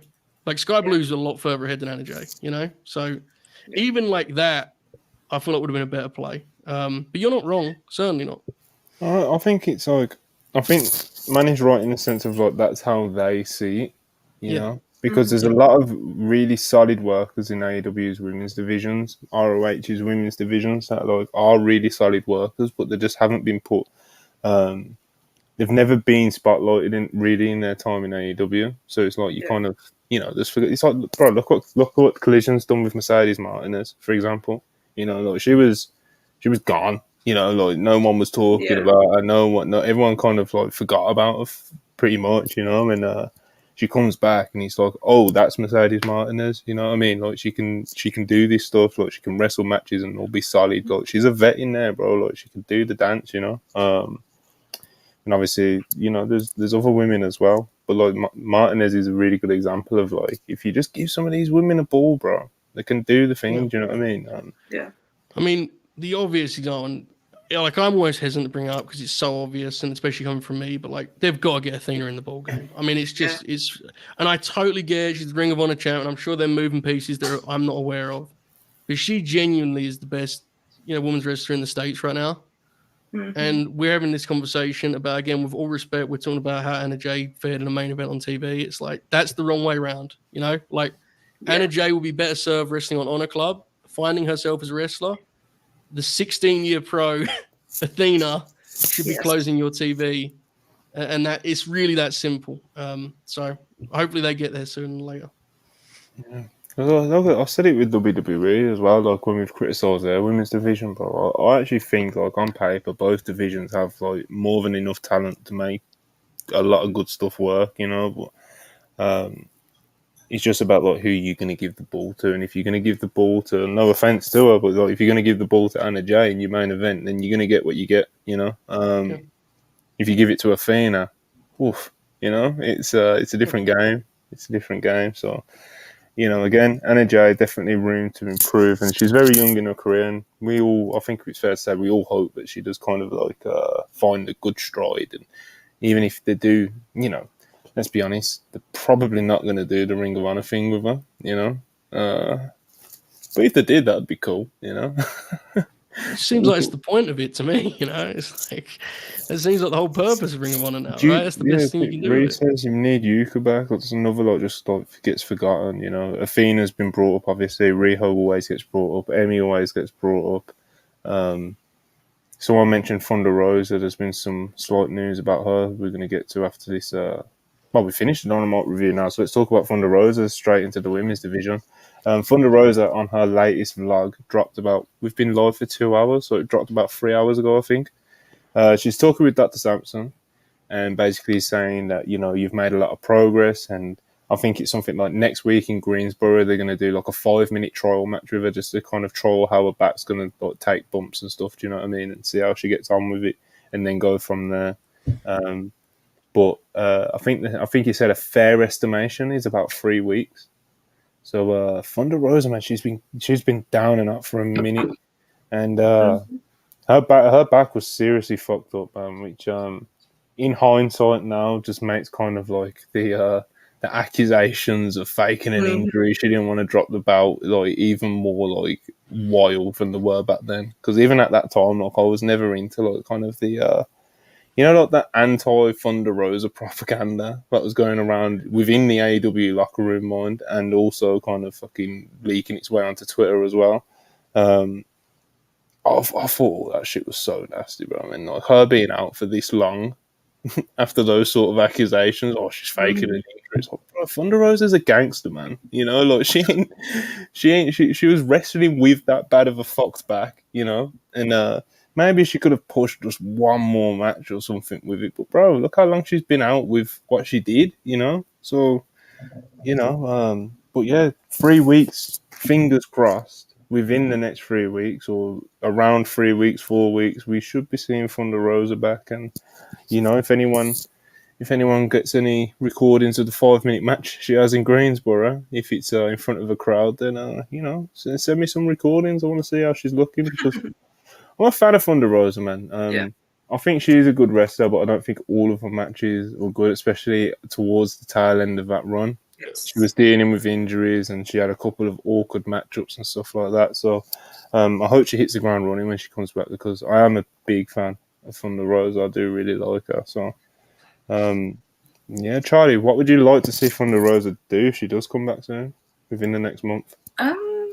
I'd like to see her as like one of the main focal points of Collision, because I feel like she's the type of wrestler that women's division could really be built around, and like her and Chris Statlander having like an extended feud on Collision, I feel like could be really good for both the show and for both the women. Like, I just wanted to see her put in prominent positions again, but like in a way that that works for her as a wrestler.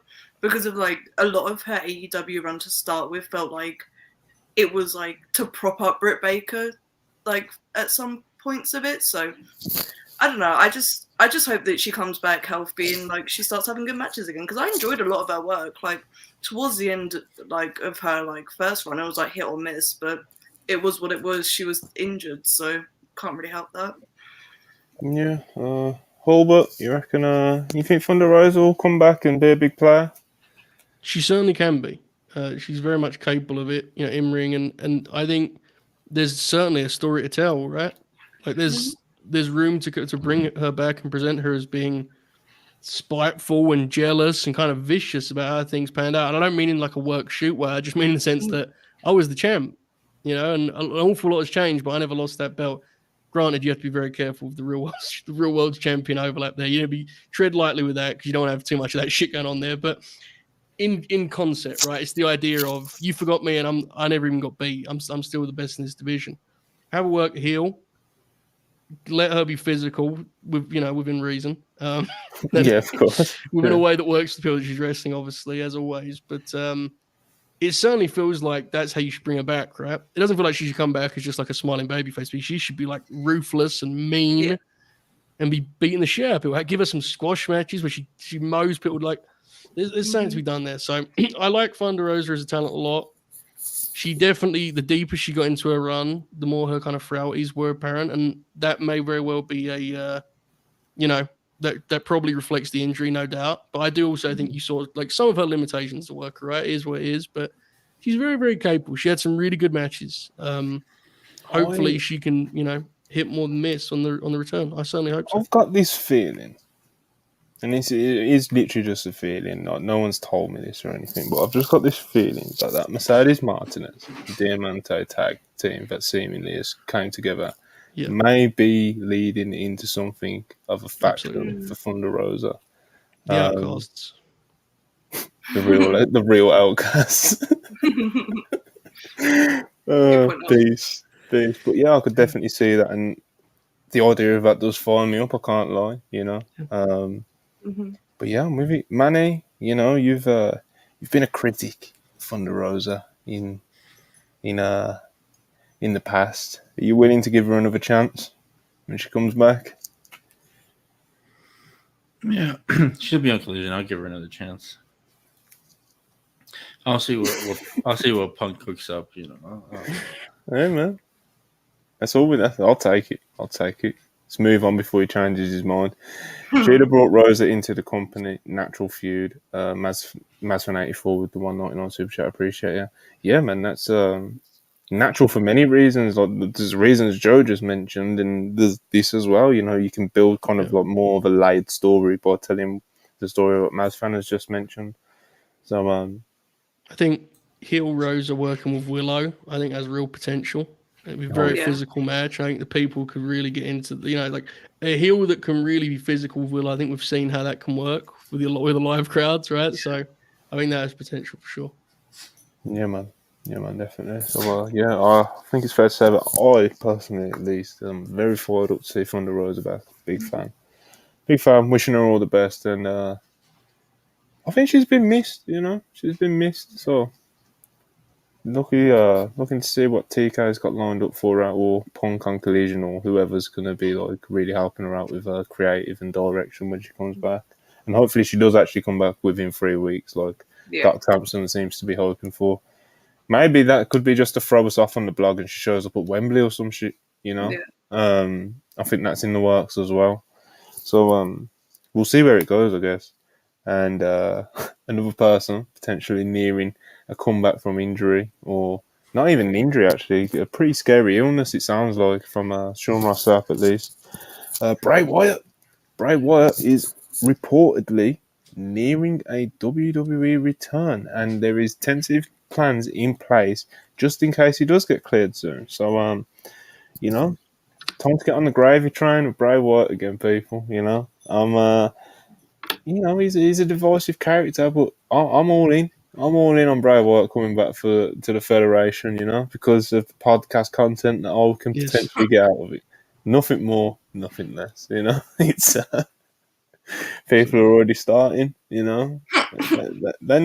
The people know, bro. They know. The contrarian.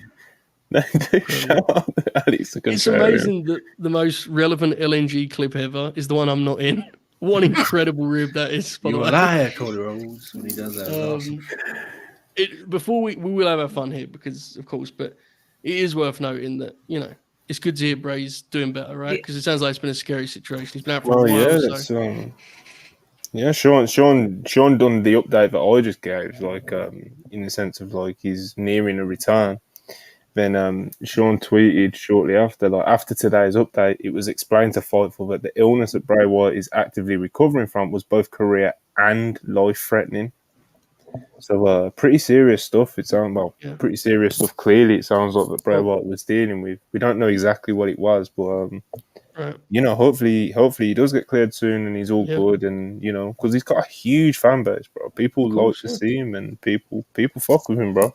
And as much as we kind of pick apart and make jokes about him, you know, people care about the dude, man. And even you know, beyond that, I'm just delighted he's doing better, because that's, you know, scary stuff. I mean, he's a young guy; it's terrifying. So, best wishes to him, and hopefully he's back soon. From the wrestling podcast point of view, Worldwide is about to get itself a new segment, and we're going to get back in our fiend bag, and hopefully Uncle Howdy can return too, because I still want to know what was happening with Uncle Howdy. You know, fascinating situation. I mean, I'm really just. Venken saying, "I don't get this Cody feud. People picture a break. Can anyone explain?" Basically, it'll be really funny. You know, Cody versus the Wyatt colliding is it'll be the most bizarre. You know, just two guys full of shit content promos at each other is incredible. Just like the way Cody will sell, like him doing like the lip quiver and stuff when Bray does these Bray things, you know. So I mean, there's some potential there. I can picture Cody just like almost starting to go into tears when Bray's like has the puppets or whatever shit that he does, and he has one of them dressed up as Dusty, and he's like, "No, not my dad." And then, you know, he just starts running towards the back and looks for the funhouse or whatever. Man, as funny as it would be to see Cody feuding with the Fiend, I really do hope Bray comes back as the Eater of Worlds, because that character is just so much better. But what about Uncle Howdy? I wonder what the thing. No, but that is actually a real thing to ask. Like, what about Uncle Howdy, bro? Because as far as we know, it is Bo Dallas. You know, he's Bo Dallas, bro. Like, he got re-signed. He's back. What? They got him doing this Uncle Howdy bullshit.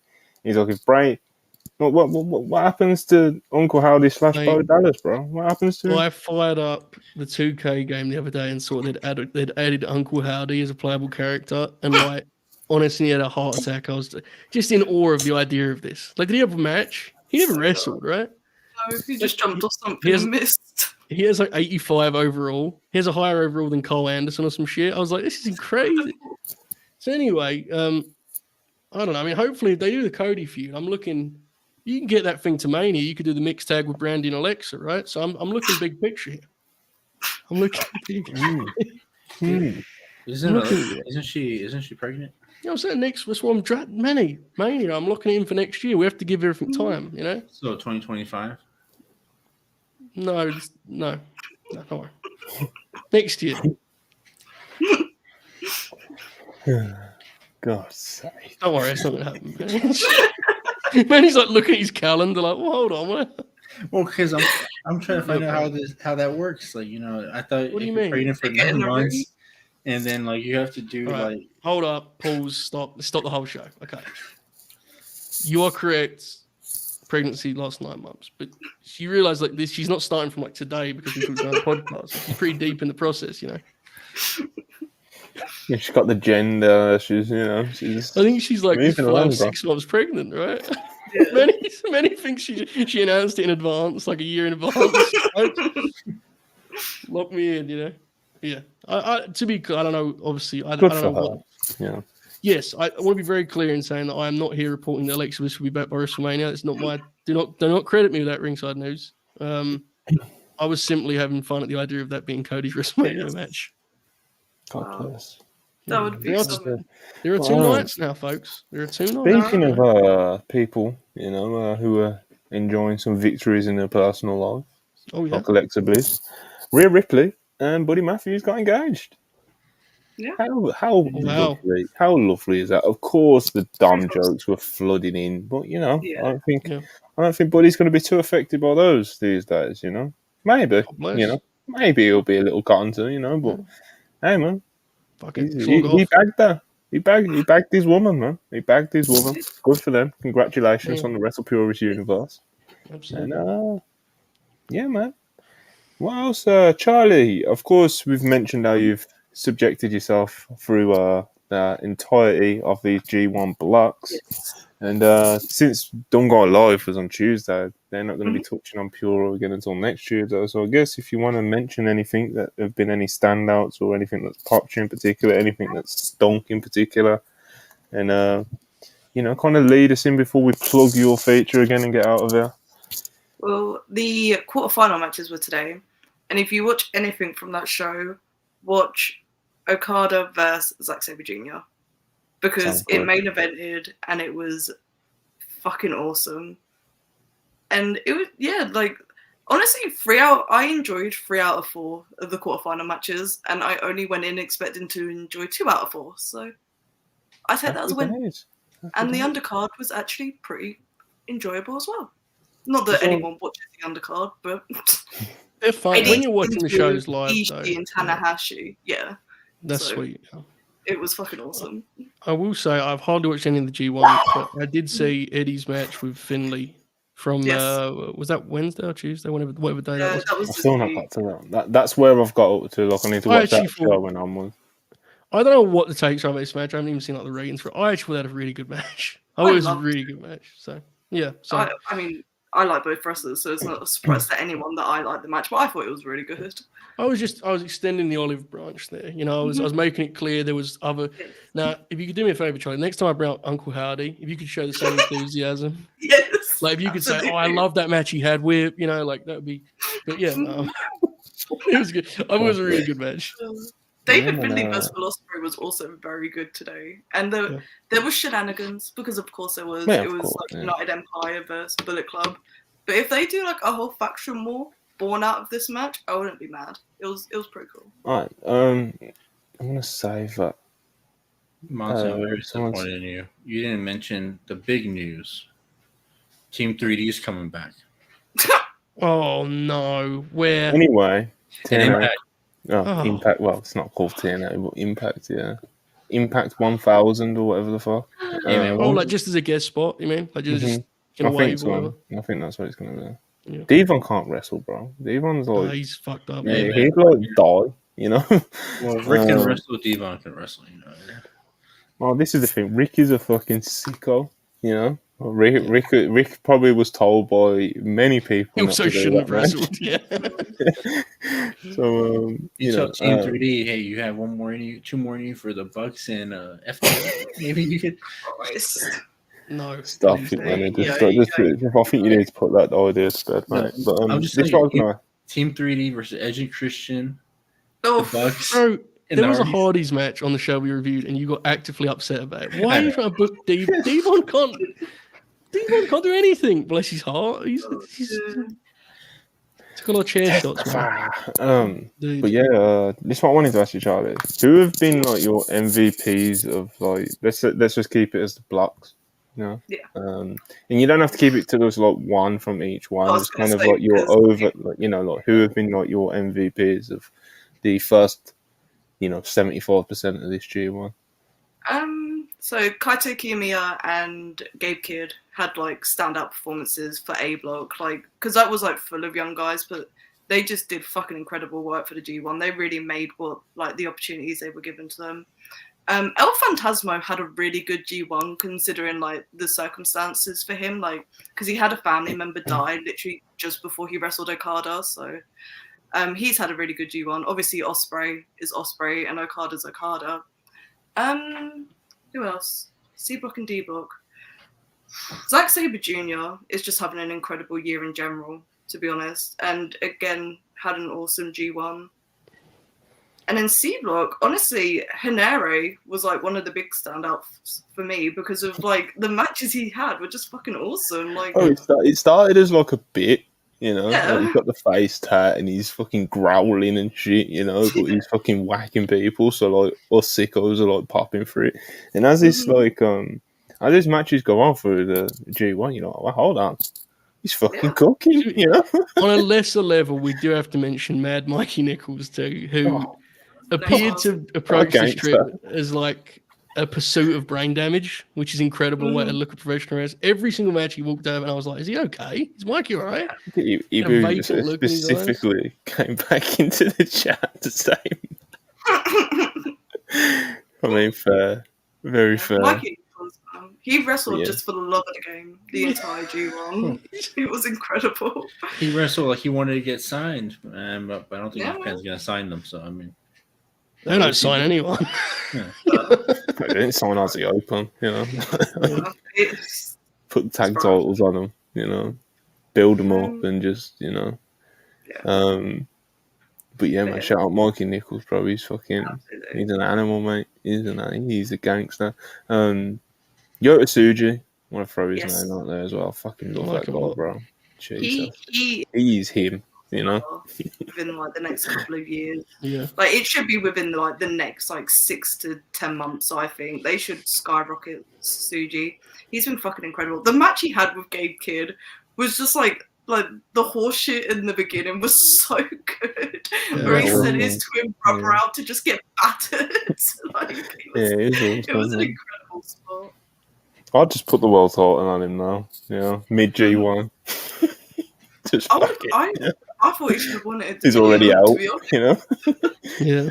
Yeah, same, to be honest. Especially when you was watching it live and you see how the crowd have reacted to him, you're like, fuck, you've got an opportunity to do something here, and obviously I get why they stayed with Sonata. It was very, it's still new in his reign and stuff, and they really pulled the trigger on Sonata, so you got to follow through with it, I guess, but it felt like they could have had something special on that night.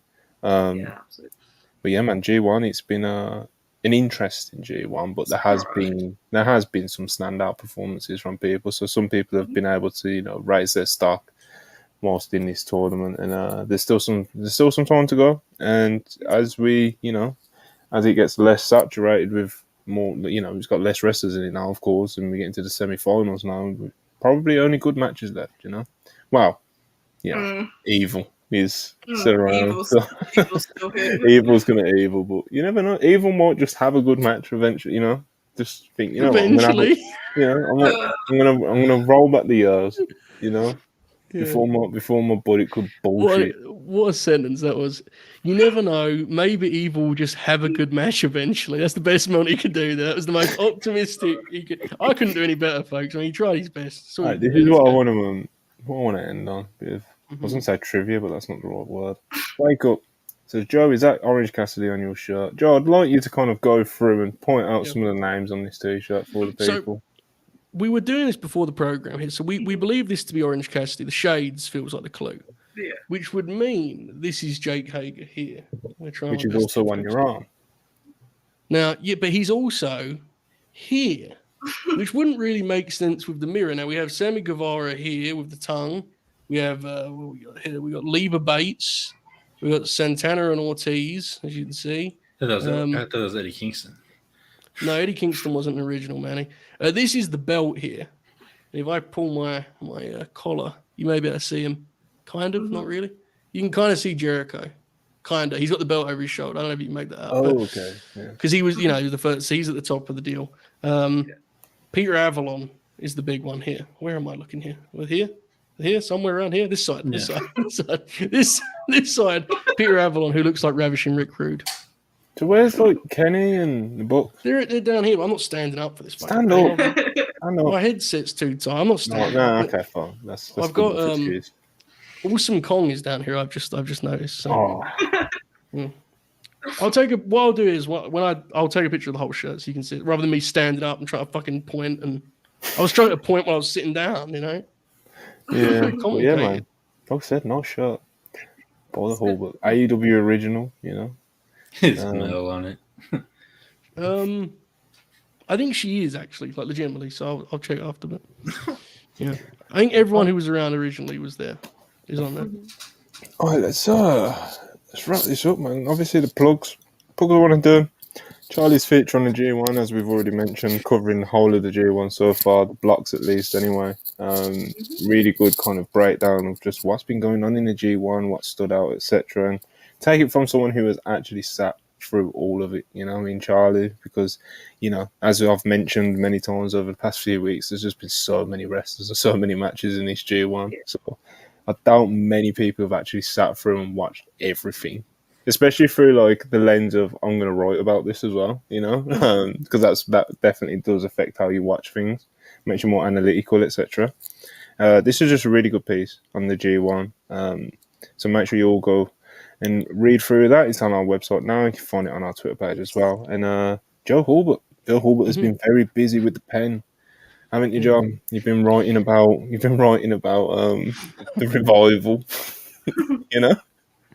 So I wanted to review the famous is a ridiculous word I use for this match, but there's a particular match they had with Bobby Roode and Chad Gable that is somewhat talked about in our sicko circles. I wanted to review that, but I am deeply unwell, and so instead decided to watch all of their TV matches before that, and finally make it to the build up to it.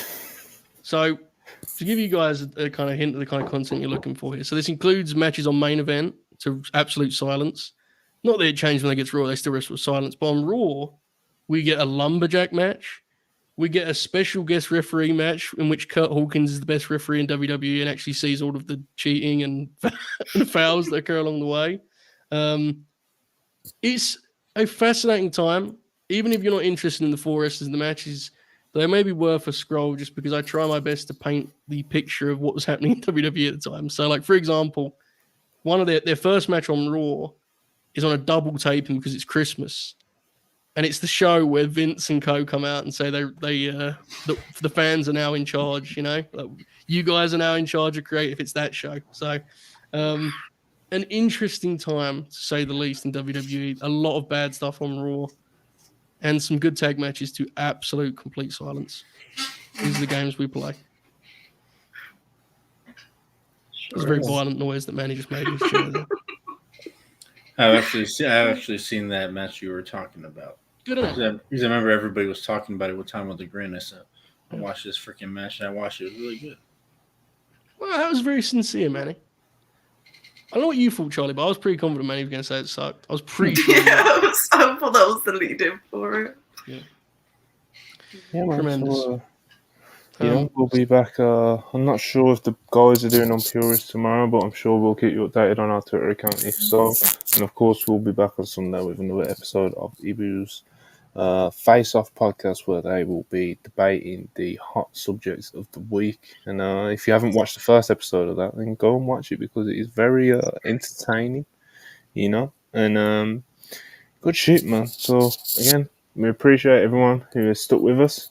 Please like, subscribe. Please hit the like button on the way out. Very much appreciated if you do so. We do need to get those likes up. Of course, subscribe if you haven't already. We appreciate all the super chats. Please turn on our post notifications, and we will catch you next time. Peace.